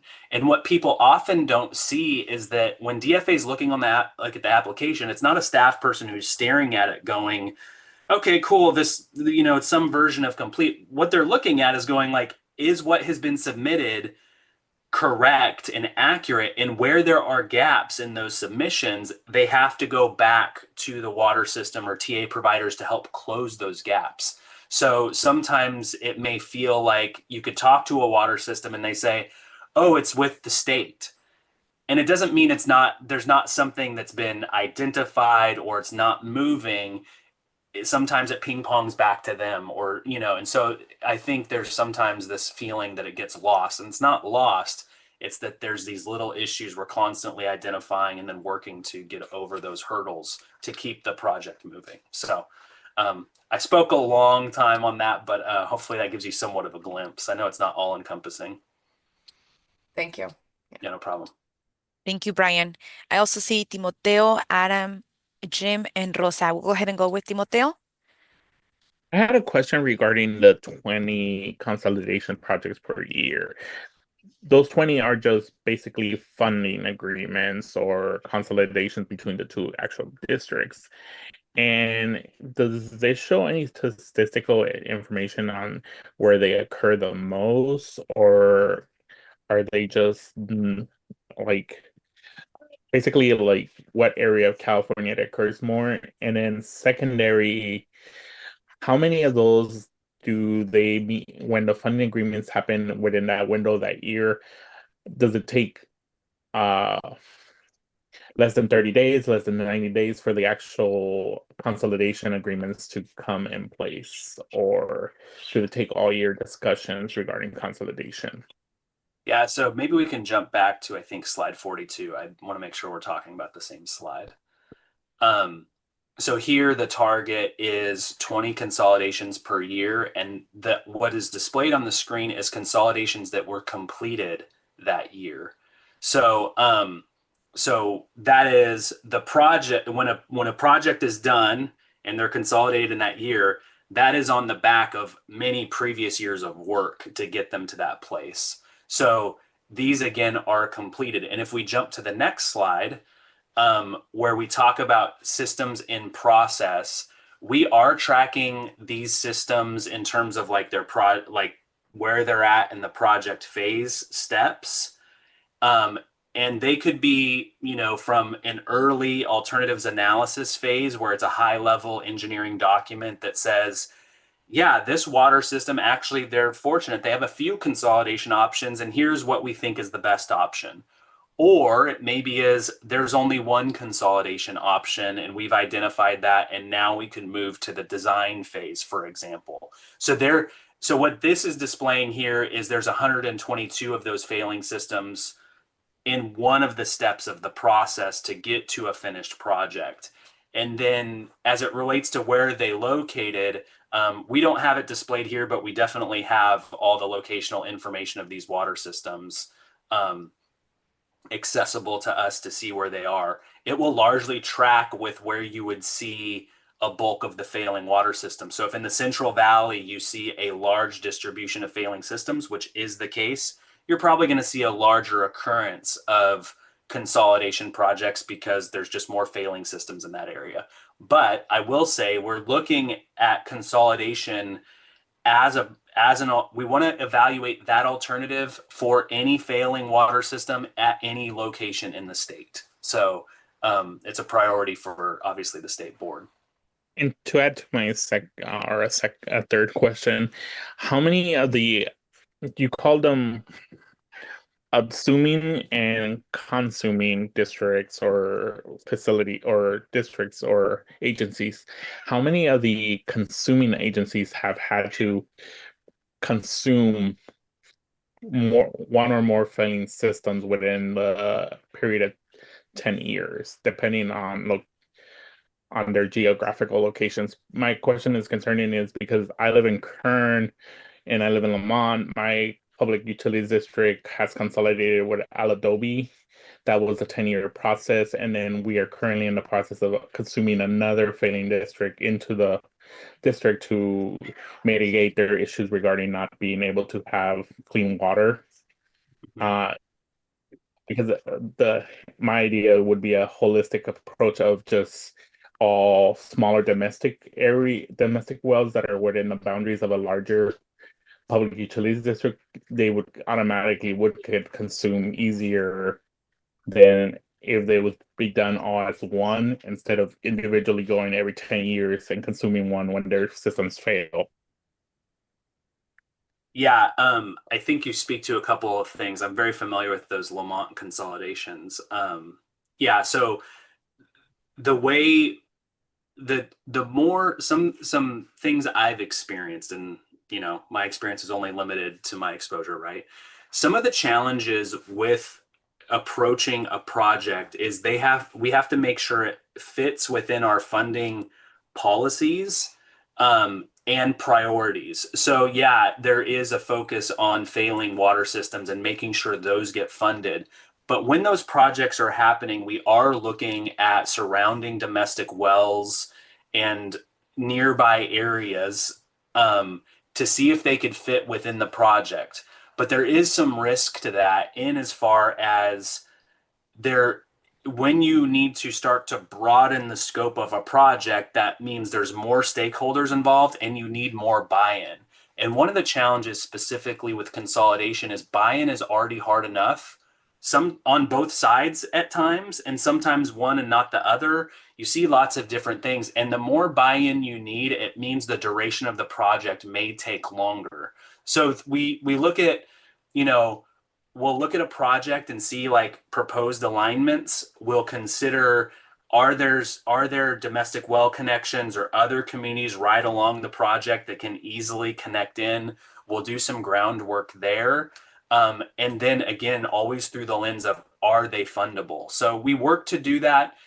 It's never probably as holistic as we would desire it to be, but we're also trying to balance the priorities of getting a failing water system, you know, clean water as soon as possible. But they're unique challenges, and it's something we're always looking at. So it's a great comment, and something, yeah, that we can improve on also. Thank you, Brian. Thank you, Timoteo, for those questions. Again, I do have Adam, Jim Sullivan, and Rosa Carrillo. I don't want to rush the questions. I want to make sure that we have ample time for the discussions.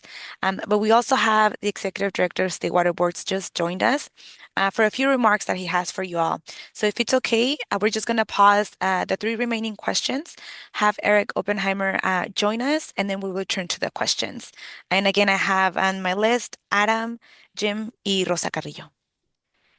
And for our PowerPoint, if we can go to slide 45, please. Thank you. And at this point, I want to welcome and yield the floor to the Executive Director of the State Water Boards, Eric Oppenheimer.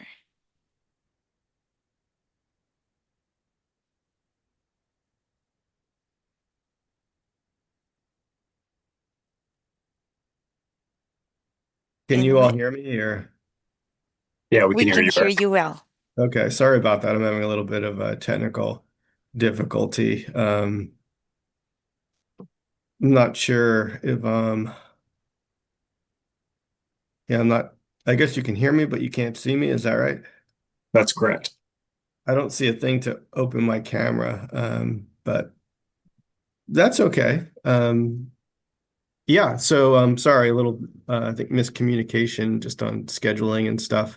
Didn't mean to cut off the good discussion, but just did want to very briefly take a moment to really, well, first off, as was said, my name's Eric Oppenheimer. I'm the executive director of the State Water Board.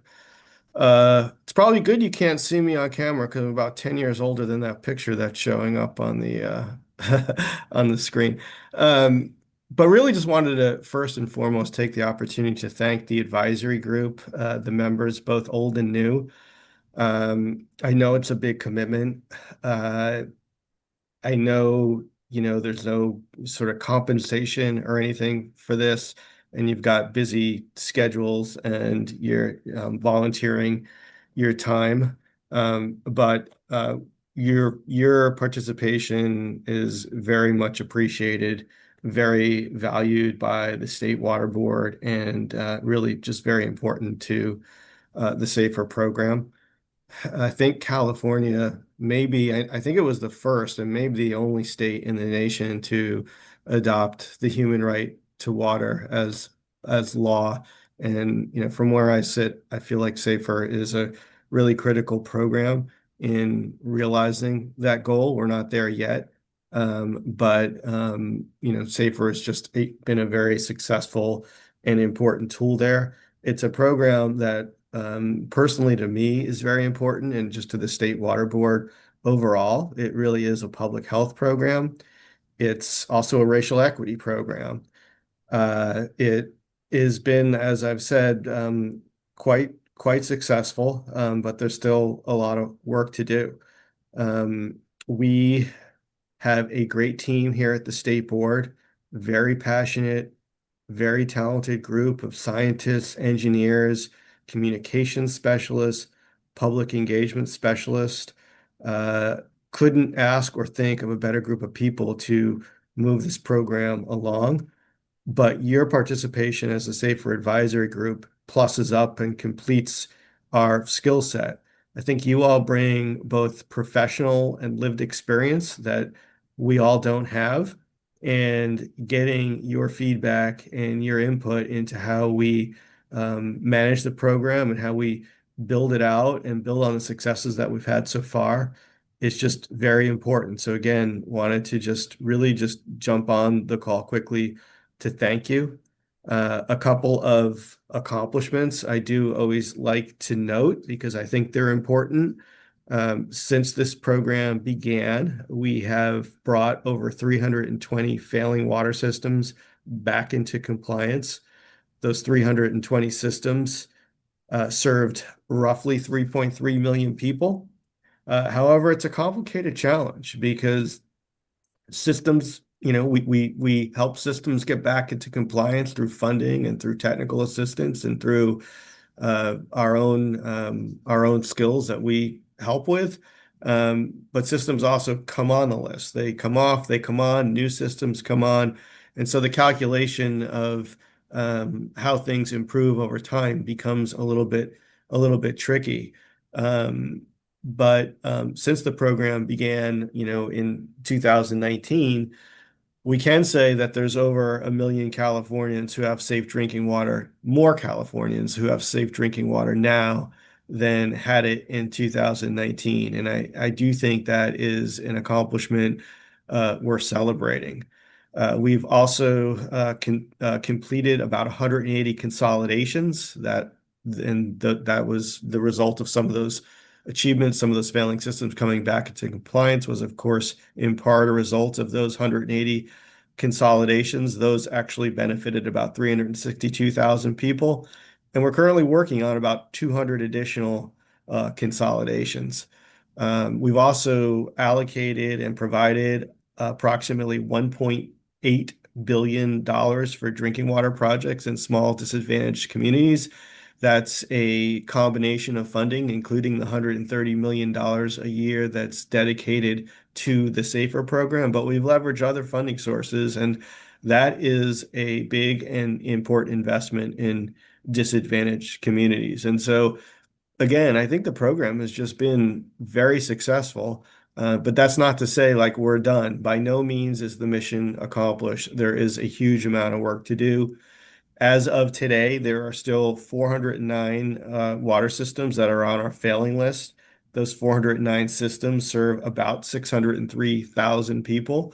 And, that's just not acceptable in 2026 in a state like California, to have people who are getting water from systems that are failing. And it's for a combination of reasons. And we will continue to work to address those 603,000 people, and it will get more complicated as new MCLs come online and drinking water systems face additional challenges meeting more stringent MCLs. I'm not sure the job will ever be finished, but we just have to continue going down this road and making and building on the progress that we've made so far. It is noteworthy that we have set a goal for ourselves that by 2030, we are trying to get 90% of the systems that were on the 2019 failing systems list back into compliance. That's now less than 4 years away. So again, we have our work cut out for us. But we have a great combination of people and funding and the advisory group. And I do anticipate further successes and learning from our mistakes along the way and building and doing more of the things building on our successes and doing more of the things that are not successful and not doing the things that we've learned from in the past that don't work as well. And so, really, again, just want to say, your participation in this group makes the program better. It makes us better. I think it, again, provides perspectives that we don't have. It provides a level of accountability. It provides input that is really vital to the program. And I'll just conclude where I started with just really a sincere and heartfelt thank you to this group for the time that you're putting in, the energy, the passion, and everything you're doing to work with us to solve this very big challenge for California drinking water. So thank you. I'll turn it back to you. Thank you kindly, Eric, for joining us and sharing those remarks with our Safer Advisory Group members. We appreciate your time. Appreciate all of you. Thanks again. And so with that, we'll go ahead and go back to our Q&A. And for our PowerPoint, if we can go back one slide. Thank you. And again, I had Adam Rausch, Jim Sullivan, and Rosa Carrillo. So Adam, please go ahead. Yeah, thank you. And I'll take a moment to thank Eric for his comments as well. It's good to hear the reminder that we've had 300 systems come back into compliance. So I do appreciate that as a ray of sunlight. In terms of, I'll briefly comment on Maureen's question and the response. I think a 2-hour discussion on the barriers to timely projects is a worthwhile endeavor. I think I'm all for that. I don't know if other people are, but I think exploring what a project should take, a typical project should take in terms of timeline. Obviously, if it was a month, that means we're sending diggers the first day we hear about it. That's probably going to be a bad outcome. If it's 10 years, that's a bad outcome. So there's some sweet spot. What is that? And what are the barriers to getting there? That seems an absolutely valid, worthwhile use of time. So I would endorse that if we're open to having a topic like that in the future.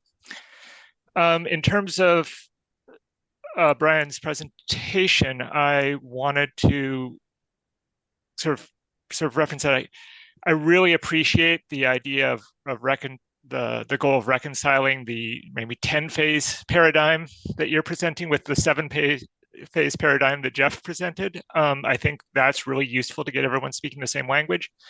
I will mention that the TA program is looking to move work plans into a more all-inclusive step-based system.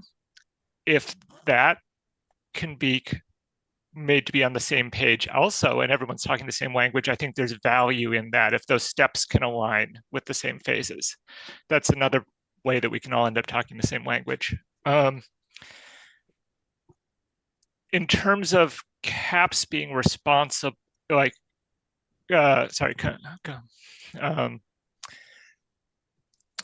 being sort of responsive and laying out where we're going to be in terms of like what's the time frame for those. I've been on several TA projects where we've kind of said, oh, well, suddenly we need to do a response to DDW.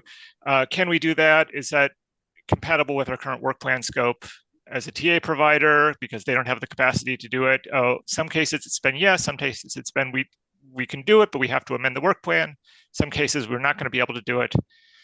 I wonder, especially if we can get all of these phase paradigms to line up, if there's a world, and especially if the TA paradigm phasing is going further out into the future in the newest draft template that's gone out, is there a world where if a failing out of compliance system is in the TA pipeline, that we can say, oh, here's the work plan, because that's already got, we're going to do this on this date, this on this on this date.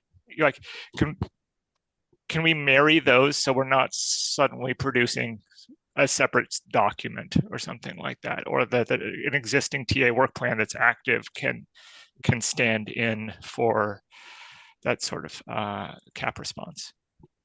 Just trying to see if there's places where we can remove quasi duplication, let's say. Adam, I think the answer overall is kind of yes to the alignment of project phases and technical assistance work plans. I said generally yes, moving in that direction. Like you said, create homogeneous language, right? And then I think the answer is also yes about a TA work plan being a response to a request for a corrective action plan. That one's a little bit more nuanced because the corrective action plan um, is a communication tool with the water system from an enforcement perspective, right? And so we don't want the technical assistance provider.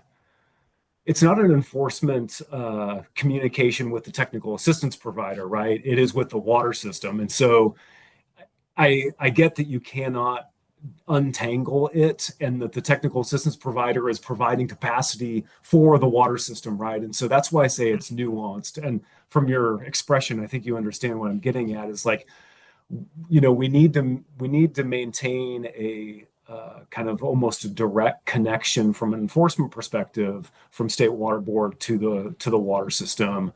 Um, it but remember, my initial answer was yes, because I think that is the work plan, is that roadmap, is that corrective action plan. And so I hope I'm not speaking out of both sides of my mouth. I'm trying to say, yeah, I think it is the framework.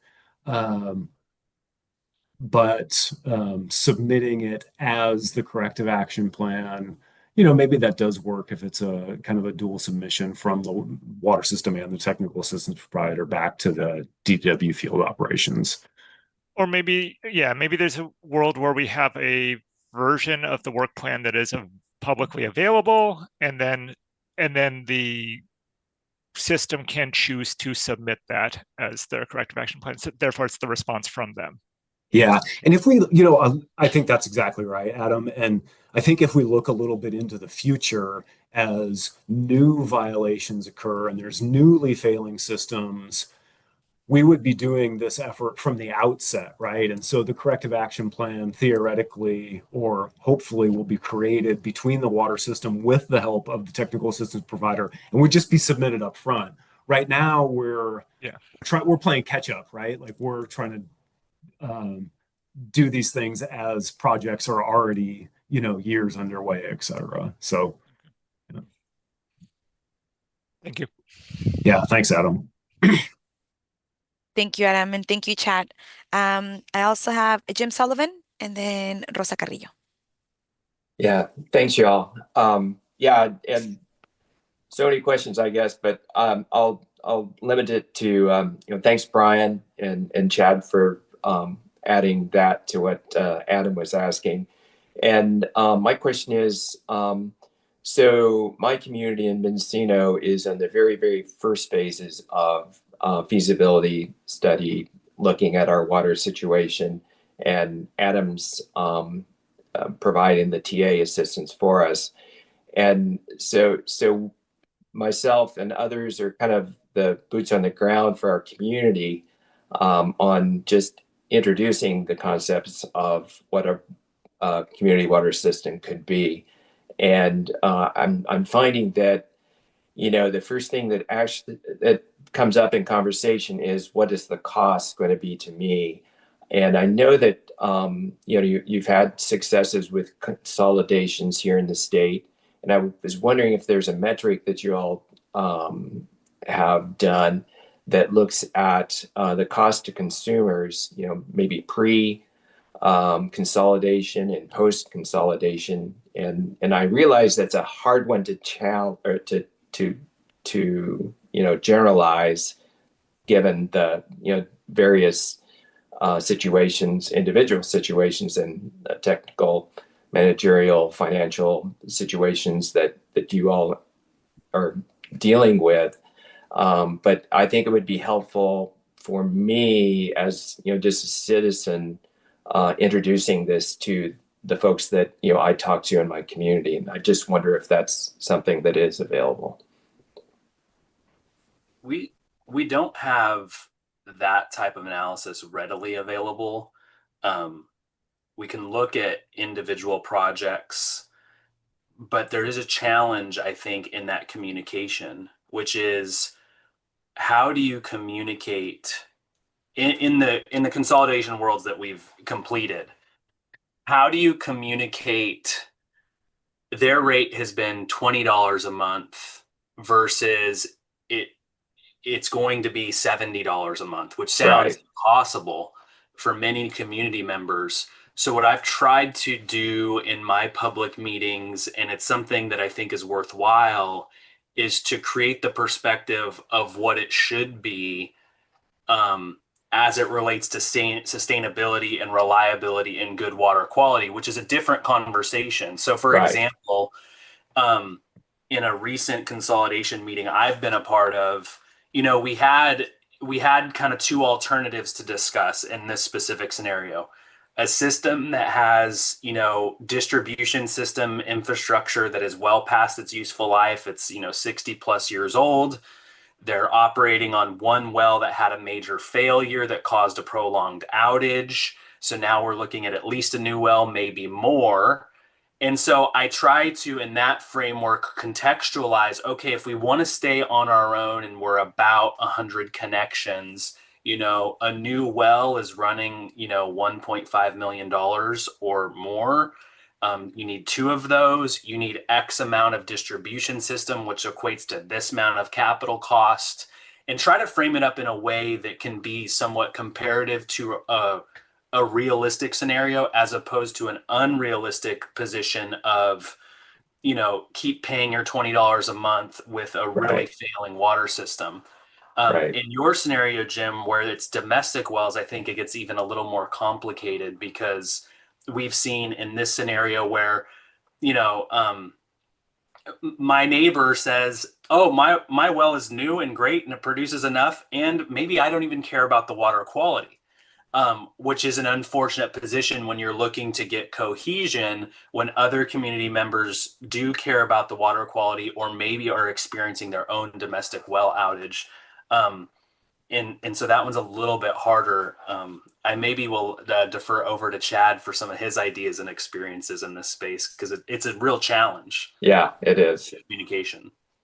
I think two things to add on. One is, Jim, from our annual needs assessment, we do have aggregate data that says, the bigger the water system, the lower the rates, right? And also the decreasing chances of failure on any criteria.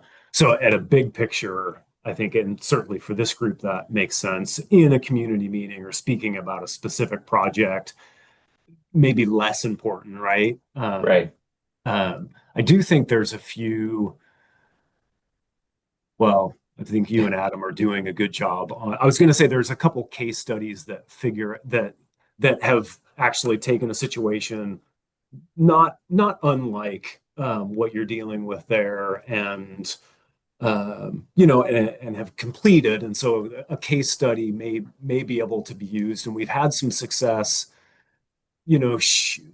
trying to show what success might look like for a particular community based on success elsewhere. And so I think those could be helpful and useful, although it's not always apples to apples. And I think in the communities, it's always easy to say, well, they're not exactly like us, or that's in a different part of the state or something like that. But it's better than nothing, right? Right. It's something to point to, to give context potentially for what would come next, I guess. I don't know. It's just hard to predict, and it's hard to project that, in a way that also promotes the need for, consolidations and a water system, that kind of thing. So there's a component to that story too, as you're laying that out, of what financial opportunities they are. And I know, Jim, you're well aware of that. When there is a consolidation that can happen and it fits our funding policies, all of a sudden that equation is like, hey, there's not really not really an immediate capital cost need. So when we build the system and set our rates, we're just building into the O&M fund to maintain and build on what we have. And that additional capital investment could be quite incentivizing for folks. Yeah. Not having to do that on their own or considering it on their own. Yeah. Yeah. A lot of hard work in that space for sure, Jim. Right. It's hard to get that going. I mean, that conversation in the right direction, I guess. I don't know how to deal with that. Anyway, thank you. Thank you, Jim. Thank you also, Brian and Chad, for answering that question. I have Rosa Carrillo, and then I also see Juan Cano's hand. Rosa? Thank you. Thank you everyone for this presentation. Has been really helpful. And also I want to just make the comment and echo Jim's concern. For my perspective here in San Gerardo, we had that situation when the new well was drilled back in 2010. The residents, they got I can say like an upgrade for their bill. When they were paying before $30 a month, then their rates jumped to over $130 a month. And sometimes for families, it's really hard to make those payments of the water.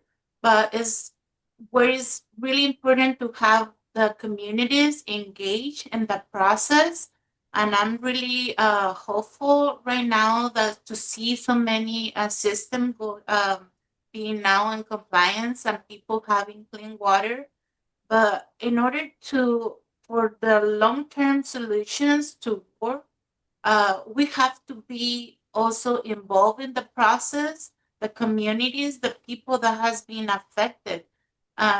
So for that part, we have to have like a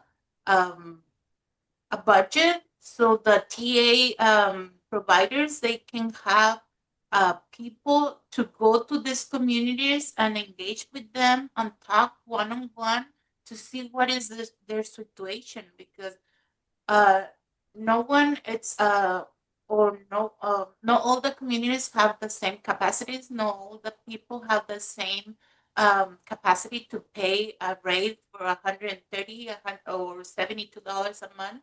So but when we have the trust from the people, this is the best interest right now. I know it's gonna be hard to pay $72, but the long term, you're not gonna be again worried that someone in your house is gonna be sick or gonna be with a long term death because they can afford to drill a new well by their own.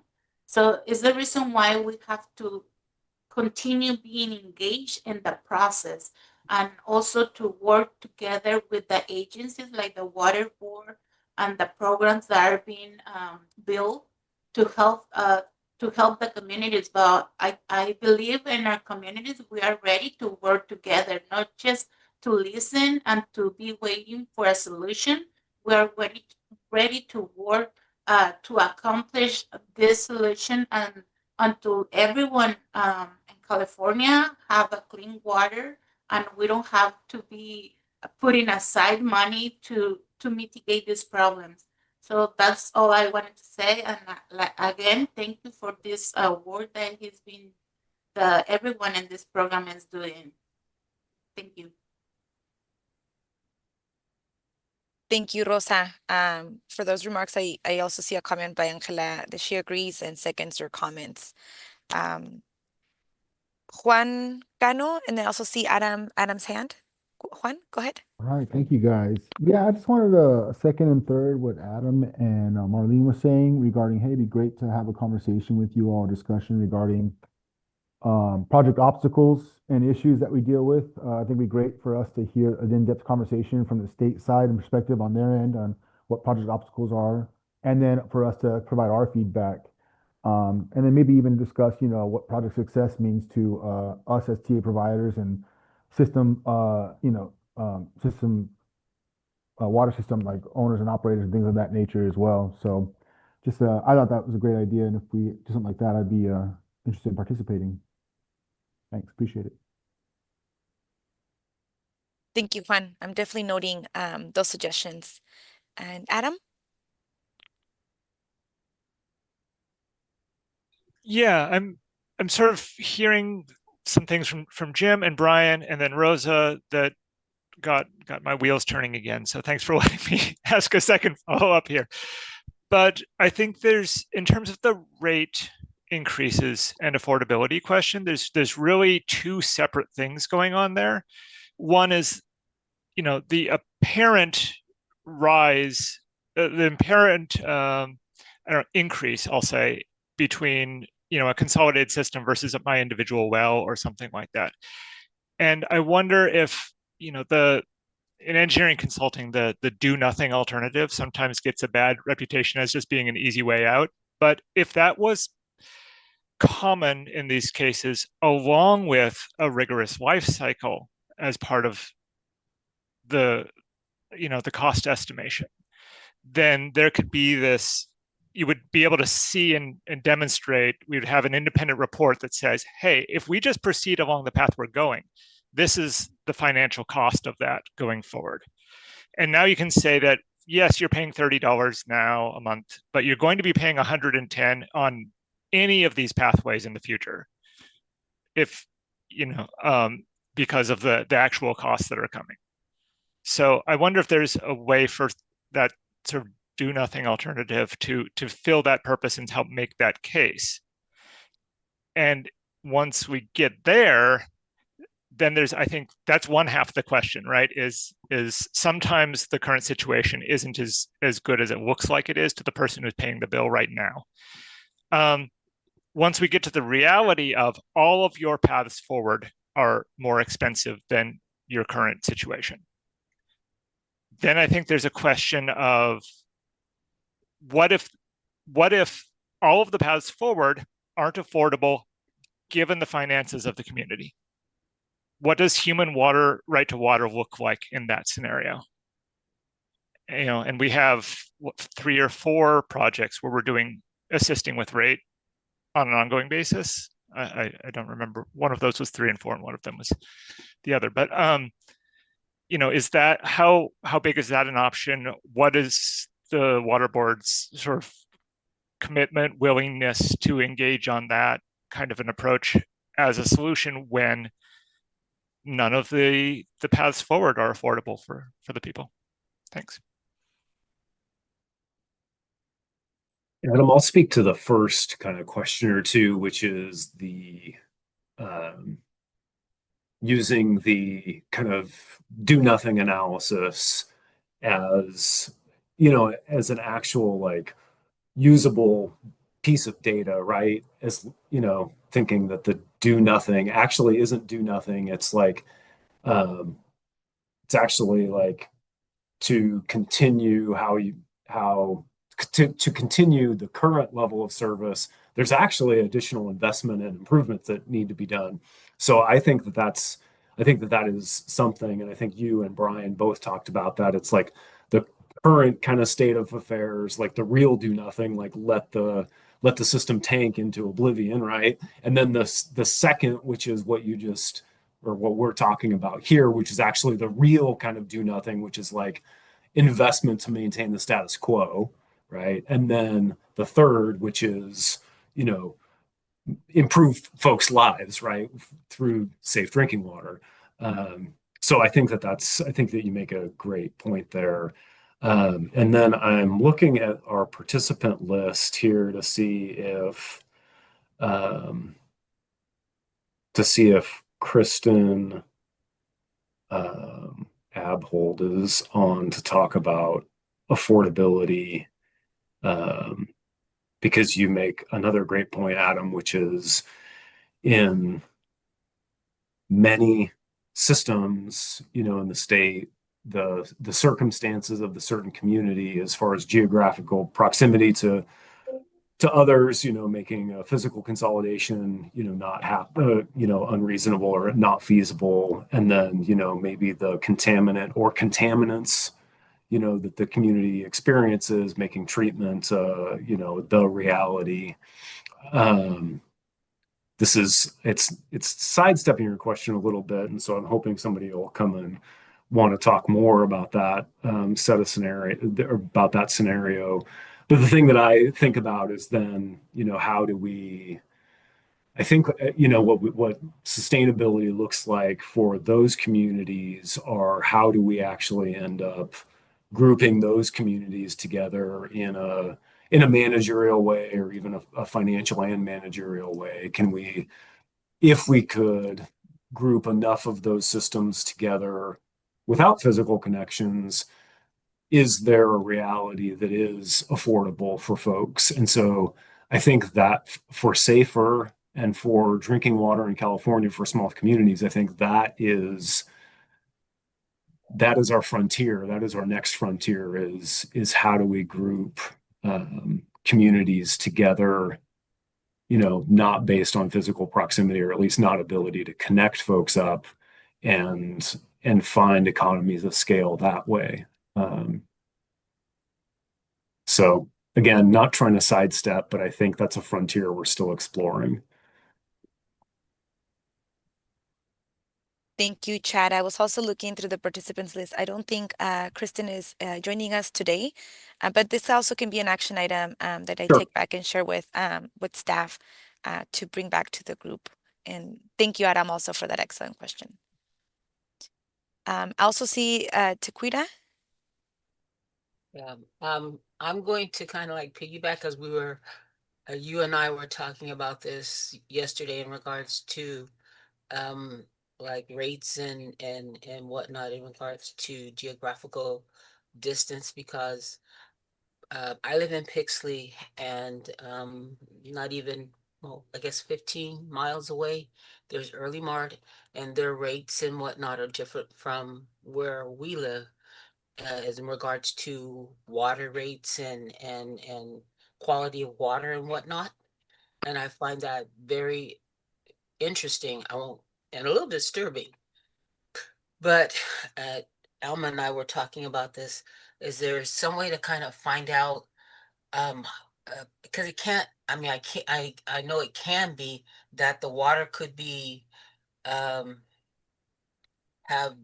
contaminants across the street, and it doesn't have contaminants on the other side of the street, versus, is contaminated here in Pixley and not contaminated here in Early Mart. But I know in Early Mart, their rates are like $100 different from Pixley. And I was telling Alma that I have been talking to our water board to see what actually, or learn from them to see what they're doing differently, or whatever they're doing to make their rates different from ours, to where our well, their customers have less of a burden to pay their bills and so on and so forth, versus the Pixley customers. Because now I know that they pay like $65 a month, and we pay double, basically double from what they do, and they're only like 15 miles up the road from us. So, and Alma and I were talking about this yesterday, and I had basically kind of stuttering, but we were trying to get them to maybe go in and like do a workshop or something with their board, or something, to learn from them, to see what they're doing differently than what we're doing differently. Maybe they're getting some form of aid from the state or something that we don't know about, that could help us out. Or you understand what I'm saying? I really don't understand because the geographical distance isn't that far. So am I making any sense? I kind of sound like I'm stuttering. My mind is kind of stuck, but it doesn't. It really doesn't make any sense. But we're paying twice as much as they are, and the rates are going to go up. Like every 6 months, our rates are going to go up, and they're just staying steady. That's what's throwing me off. You're making complete sense, Taquita. This is, it's not only in Pixley and Early Mar, but it's all over the state where it could be that, neighbors that are 5 or 10 minutes away are paying double or triple what others are paying. Yeah. And it's, I think you already articulated it, but I think, it's a function of circumstance, not only, what contaminants the community might be dealing with or might not be dealing with. There's also there's also a function of how well is the particular community planning for the future, which in this case, your community may be planning well for the future and putting money in the bank to overcome future obstacles, or even just maintain the system. Be able to replace when there's leaks and breaks. And other communities might be having a lower water rate that is really deferring costs to the future.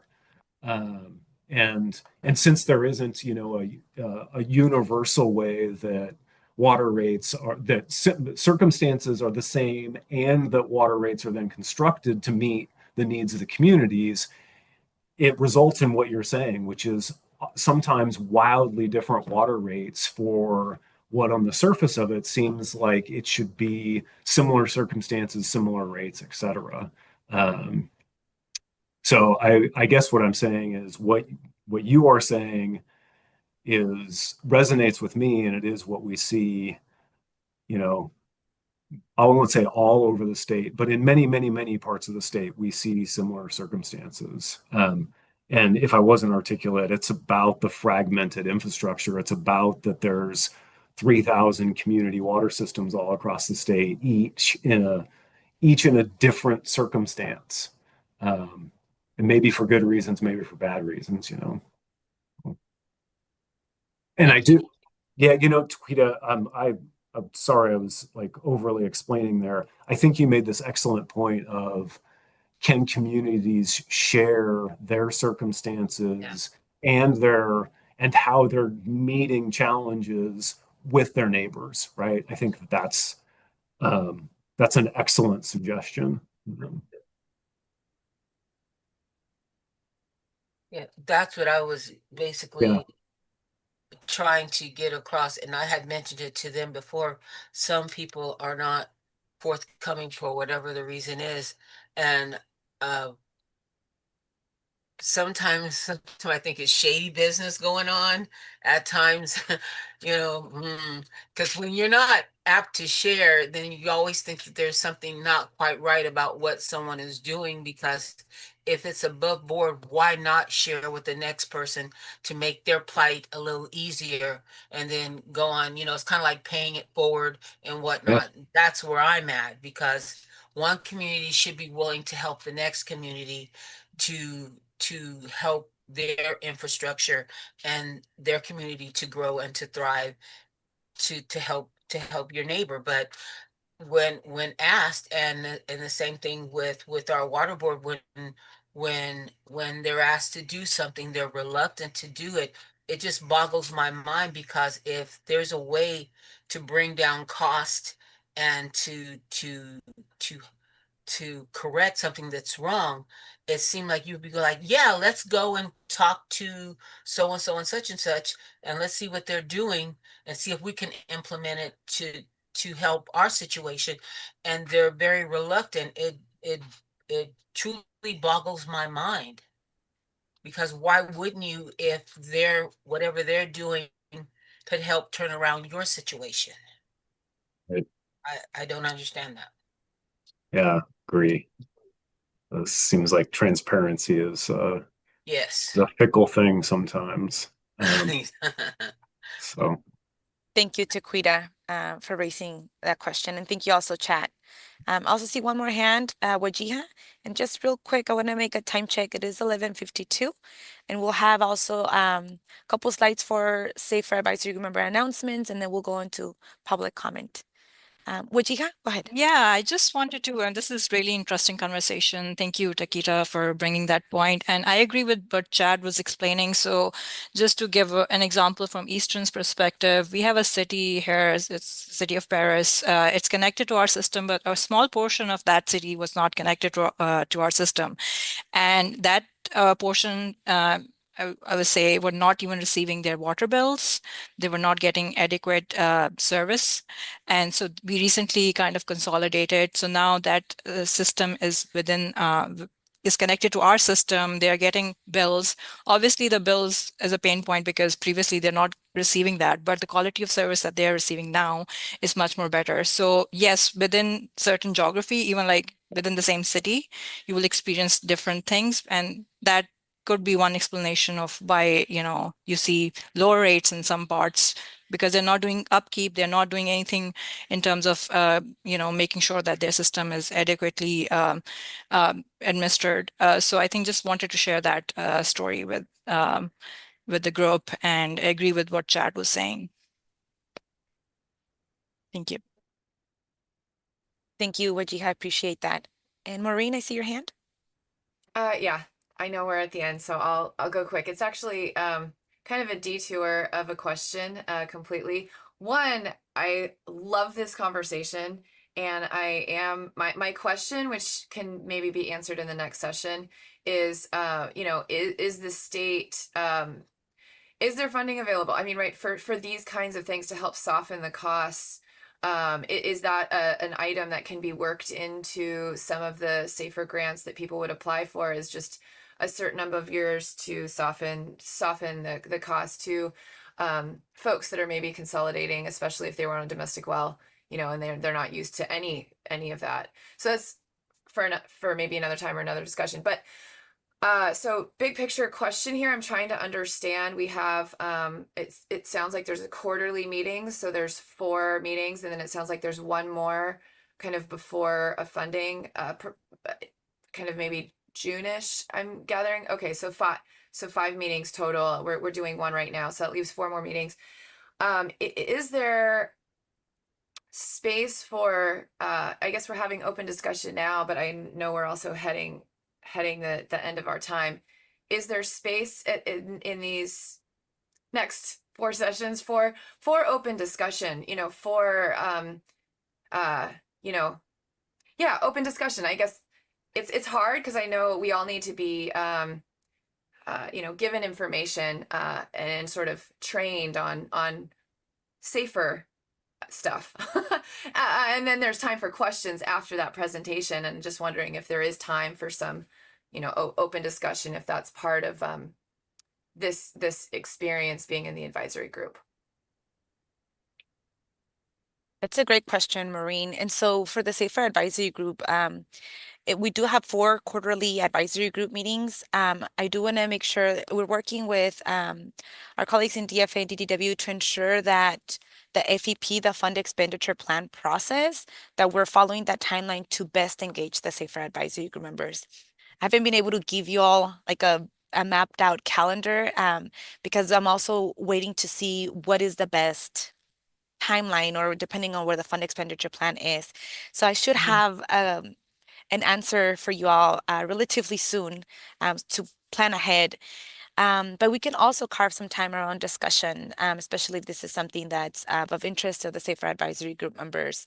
I know something that we're really doing intentionally is also ensuring that the presentations come with questions and engagement, so that you all are actually providing feedback and giving input into these processes.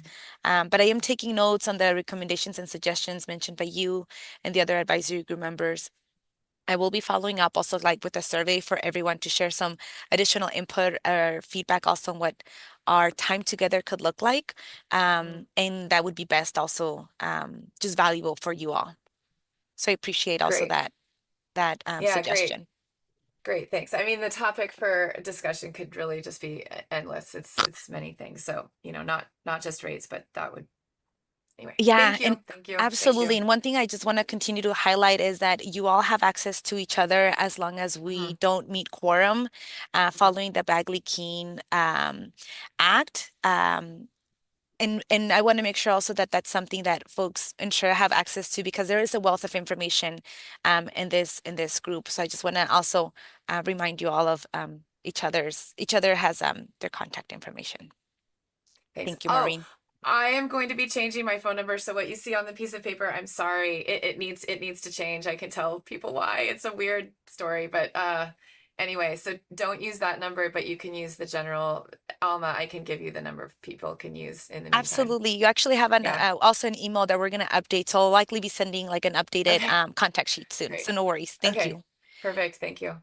And Bruce, I also see your hand. Go ahead. Yeah, thanks very much. Brian, on slide 43, how much of that how much of the failing systems are due to growing or changing requirements? A couple of years ago, I think accessibility, having more than one source of water supply put you on the failing system.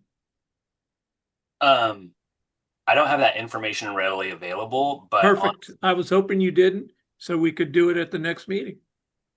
yeah, Alma, did you write that down exactly? It was you were saying with the changing failing criteria, what's the impacts to it? Yeah, the criteria, it feels like, and Jeff may remember, or somebody may remember correctly, it feels like maybe 2 or 3 years ago that the criteria expanded. Yep. So that if you didn't have a reliable second source of water, then you got on the failing system. It was under the category of accessibility. Great thing for next meeting. Source capacity violations, yeah. We can look at how we could incorporate or distinguish maybe the differences there. Thank you, Bruce, and thank you, Brian. I do want to read out loud just a few comments before we move forward into the next slide. And Rosa, and also to our interpreters, thank you for translating. So it is important that residents and communities are involved in the process, because there are people who are trained and willing to do the work, which could reduce the cost and being those passed down to residents. And I do also see a comment by Kristen Dobbin. Maureen's point relates to my point earlier. The operation and maintenance funding program is specifically to help lower monthly cost for residents and keep costs affordable. I think we need to be using this program more aggressively. 7 agreements since 2019 is not enough, not counting those in the administrator program. I also agree with the point about making more time for discussion instead of just questions, responding to comments. I feel like we do this less. This less of this now than we did when I started 3 years ago. And just another by Wajiha, I am a member of the wastewater needs assessment, and for that group, they usually offer office hours for side conversations, and it's open for any advisory group members to share their feedback so that way the main quarterly meeting agendas can get covered, and it's optional. Just a recommendation and something to consider. I appreciate that, Wajiha, definitely making a note of this. Adam, I agree with Maureen and Kristen. We used to have all-day meetings. December was half a day and today was 3 hours. It seems like we've lost a lot of time for discussion and we're running up against time with what appears to be more desire for discussion. Could we work to restore the total time, either through longer meetings or more frequent meetings? Thank you for those comments. I really appreciate that. And absolutely, I think we had originally planned for our meeting to be from 9 to 2 p.m. And based on also what I'm hearing and seeing, that we could carve time for just an open discussion or tailor those conversations based on the topics that have been mentioned. As we work also with DDW, the Division of Drinking Water, and the Division of Financial Assistance for our next advisory group meeting, I'll be sure to reach out to you all, just also in terms of the length of our meeting, but also, again, the focus of the conversation so that everyone is taking the best from our time together.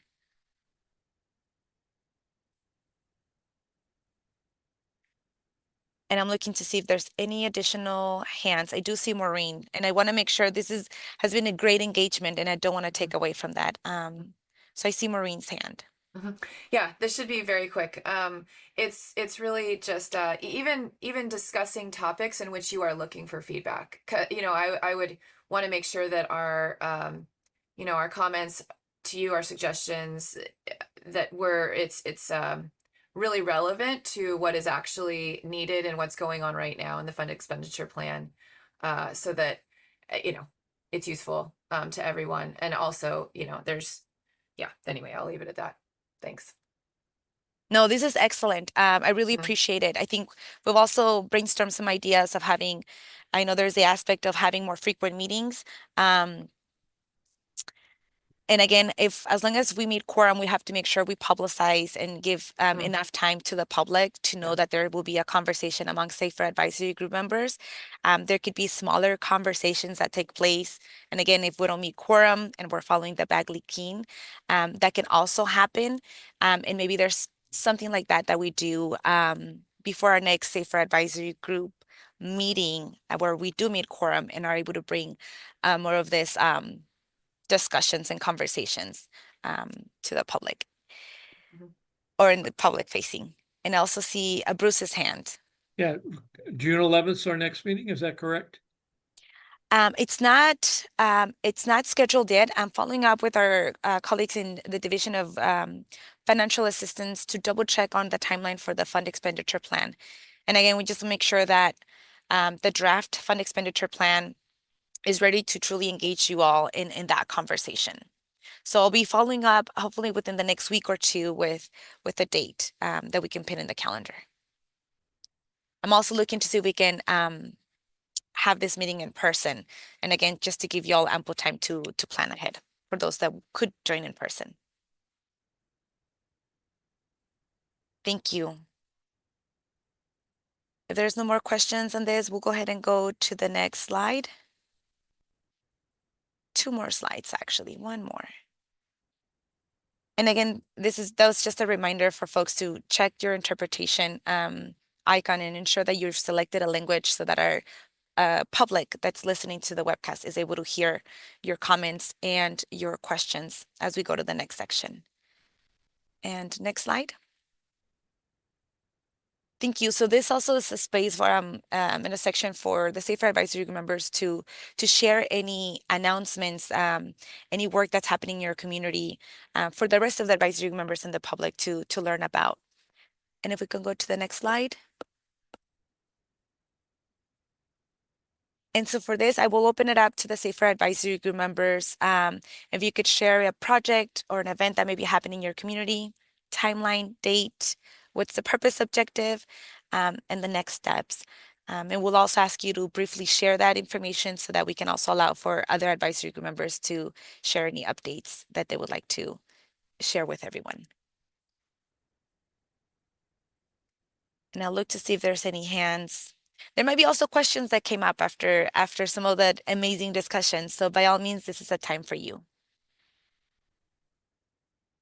And I see Norma Mezcua, I believe she also joined. So Norma, if you'd like to introduce yourself and just your name, the community you represent, and also if there's a drinking water challenge that your community is facing. Yes, thank you. This is Norma Mezcua, and I represent the Mezcua Trailer Park. I apologize. I've been trying to log in on the Zoom part, but I kept getting the webinar. So I listened to most of the discussion. I appreciate all the information. I wanted to share that Adam, I know you're here somewhere. I don't see you on my screen. I apologize, but we were just accepted for him to help us on our project. So I'm very, very excited for that. So if Adam wants to join in helping me out here, I appreciate that. Thank you. Yeah, I'm here. So GHG has recently been referred to as the TA provider for the for the Mezcua Garcia water system. Am I getting that right? Anyway, so we're just at the outset of that project, but hopefully we'll get into feasibility studies, find out more about the nuance of what's going on there, and look toward a solution. Thanks.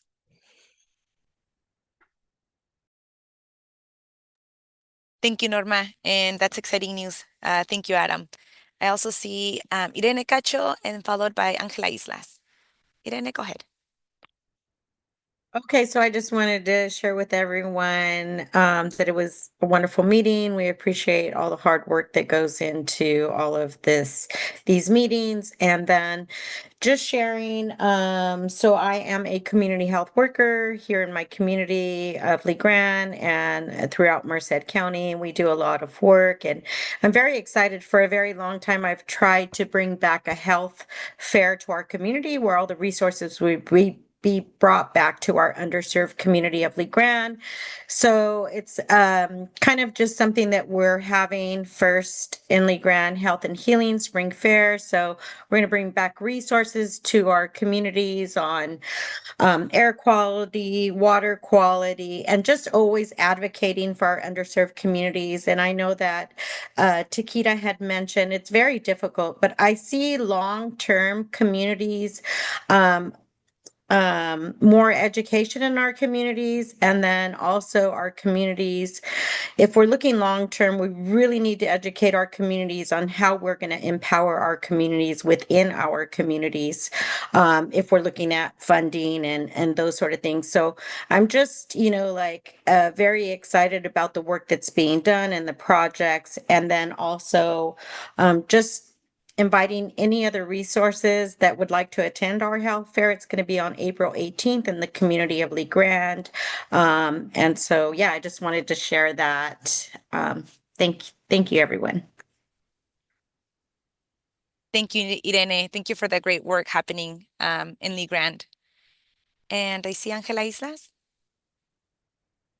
Thanks, Salma. Hi, everyone. So there's definitely a lot going on my end from what I'm overseeing with the safer projects on the West Fresno County end. I do have some positive news for Perry Colony. So we did organize a community meeting with Self Help Enterprises to begin the first kind of like part of collecting letter of intent signatures from each of the property owners to express full commitment to the alternative, which is consolidating with Raisin City.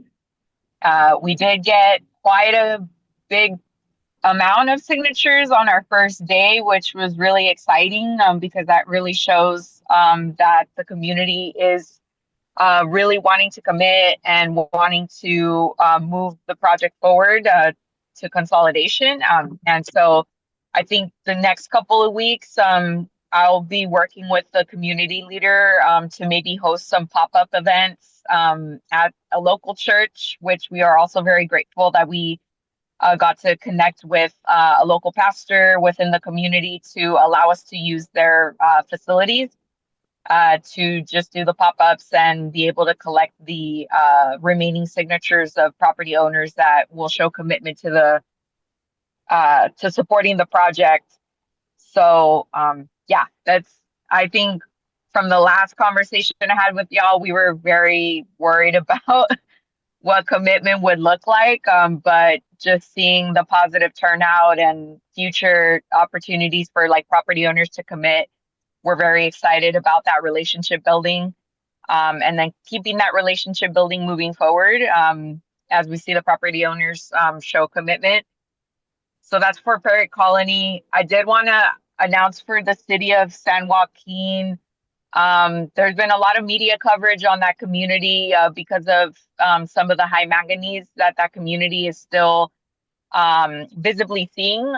And I did attend the recent city council meeting, I want to say like 2 weeks ago, where the city manager did provide an update saying that they're looking maybe around the summer of this year that the treatment plant plus all of the pipeline replacements will be finalized, and the community will start seeing improvements around the summertime instead of what they had anticipated, which is December of 2026 this year to see the project finalized. So, I mean, glad to see the residents very well organized for that meeting. It was a very large turnout expressing their concerns and also what they're still worried about if they're not seeing the project finishing. But it sounds like it will finish, which is great news. And then last, sorry everyone, with the CSA 49 system I'm following in 5 Points, which is west side. I did get some good news that there will be a water rate study proposed for the community, and that public workshop will be scheduled in May and June of this year. The proposed draft water rate does not sound great. I won't give a number just out of respect of what Fresno County is wanting to improve, but on the cost or the draft rate, but it sounds like the county is really working hard to make sure that there's an affordable and adequate rate proposed for residents to feel that they don't have to pay a lot, especially that right now it's just to help with the debt of the treatment system in order for them to be a little bit more well positioned to move forward and apply for future funding on getting their system to look into switching to groundwater instead of what they're receiving, which is surface water. Hope that's all I have right now. But looking forward to hopefully providing more future positive updates at our next meeting. So thanks, Alma, for letting me update you. Absolutely. Thank with you all for this. the work, Angela. I appreciate it. I also see Taquida's hand.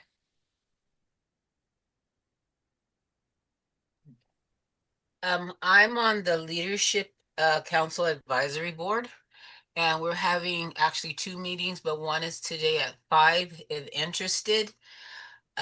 Alma, I can give my number now and you guys can hit me up by text and I'll tell you exactly what time it is. There's another one on the 25th by Zoom.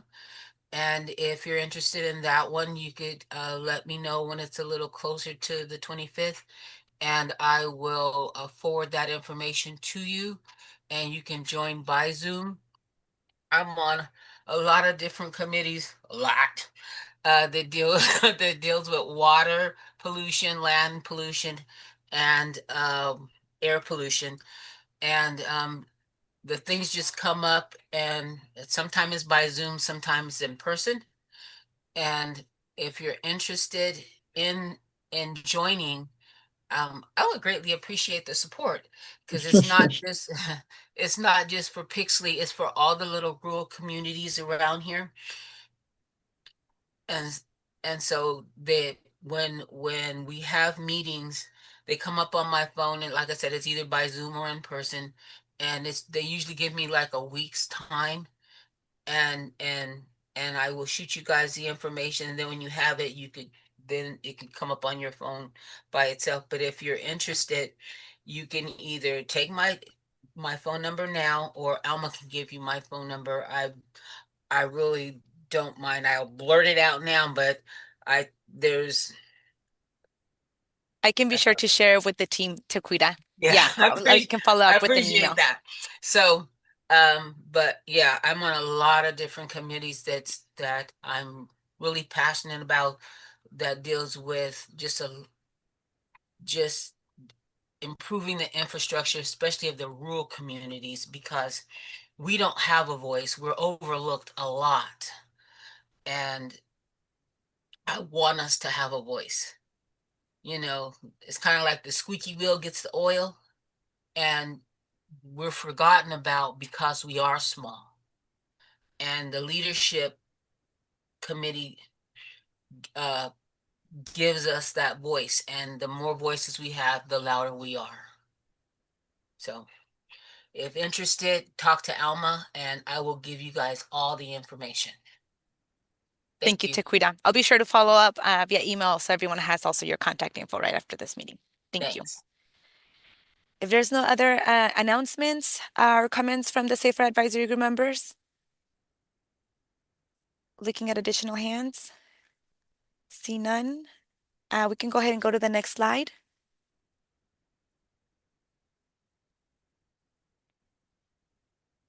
And this is an opportunity for the public to share any comments or questions that they may have on the meeting agenda. We'll go to the next slide.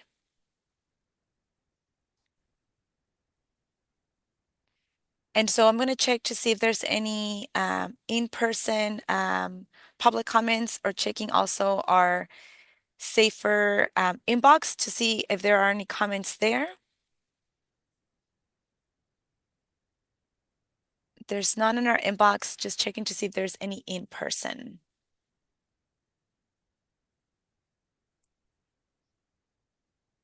And it doesn't seem like there's any public comments in person. I do see one hand virtually. Oh, it disappeared. Joram, you should be able to speak. Yeah, thank you for letting me, say a few words. My name is Yoram Cohen. I'm a professor at UCLA, and I've been involved with disadvantaged communities. I know that there was a comment made regarding how to group various small communities together, not virtually, but perhaps, not physically, but virtually. So anyone who is interested, the State Water Resources Control Board has worked with UCLA for quite a few years to put together such an approach. And there are 3 systems right now that are actually operating in our network virtually in Salinas in 3 locations. So anyone who's interested, I do believe that you can get the report on that project from the State Water Board. And if anyone is interested, you can just send me an email. You can look me up. My name is Yoram Cohen, Yoram, last name Cohen, and I can send you recent papers that have been published on the techno-economic analysis for those communities which have high nitrate and high salinity. So we do both. And the state, in the county of Monterey, they issued a permit waiver, which basically, or a general waiver, which basically means that the residual from the treatment can be handled effectively in the local community septic tanks. Those are small communities, roughly 8 to about 12 or 14 residential units. So those are all the comments that I wanted to give you. Those systems have been operating now for about 4 years, and all is done remotely. Thank you so much for joining, and thank you for sharing that information. If it's okay, I'll follow up with you directly to also be able to access the information and links to those reports to provide them to the advisory group members. Certainly, we'll be happy to. Appreciate you. Thank you. Any other public comments? I don't see additional hands on the attendees, and we should be good also in person. We'll go to the next slide. So brief closing remarks. I've made copious notes of the suggestions, and will be improving every engagement through our Safer Advisory Group meetings. I'll be following up also with a survey, but definitely something that I'm thinking in meeting also the bag leaking could be some of those mapped out office hours where there could be like just up to a certain amount of Safer Advisory Group members that could attend but can have maybe conversation discussions. And again, coming back as a in meeting quorum, I think our time can also be better be used and effective. One thing that I want to plant a seed is for our last advisory group meeting of the year, we do it in person. And I also would like to hear from you all as to what is a region or a community that has not been toured, that we can amplify, that we can visit. The last tours that have taken place have been in Coachella Valley, I believe Fresno, and the last one was in Salinas. And so planting a seed for y'all to kind of think through, brainstorm, or maybe want to host the Safer Advisory Group meeting in person in December. I'll also be following up, but for now, I want to just plant the seed, unless anyone would like to also volunteer because it's something you've already been thinking about. And like I mentioned, I am following up with our colleagues so we can pin down the remaining dates for our Safer Advisory Group meetings, since you should be hearing from me in the next coming weeks with those calendar invites or those calendars for you all to pencil them in your calendar. With that said, we'll go to the next slide. And just want to appreciate every single one of you for making the time for sharing your input, your perspective, and your thoughts and the work that is taking place. I'll be following up with you all and just want to make sure that I give you your time back for a great lunch. Thank you also to all the State Water Board staff, the SAFER staff that are making this possible. There's a lot of moving parts, and just want to give a shout out to everybody that's supporting and making this possible. Thank you all. Have a great rest of your day. Muchísimas gracias. Que tengan buen día. Gracias. Thank you, Everybody, bye-bye. everyone. Bye-bye. Thank you. Bye. Thank you all. Thank you. Thank you.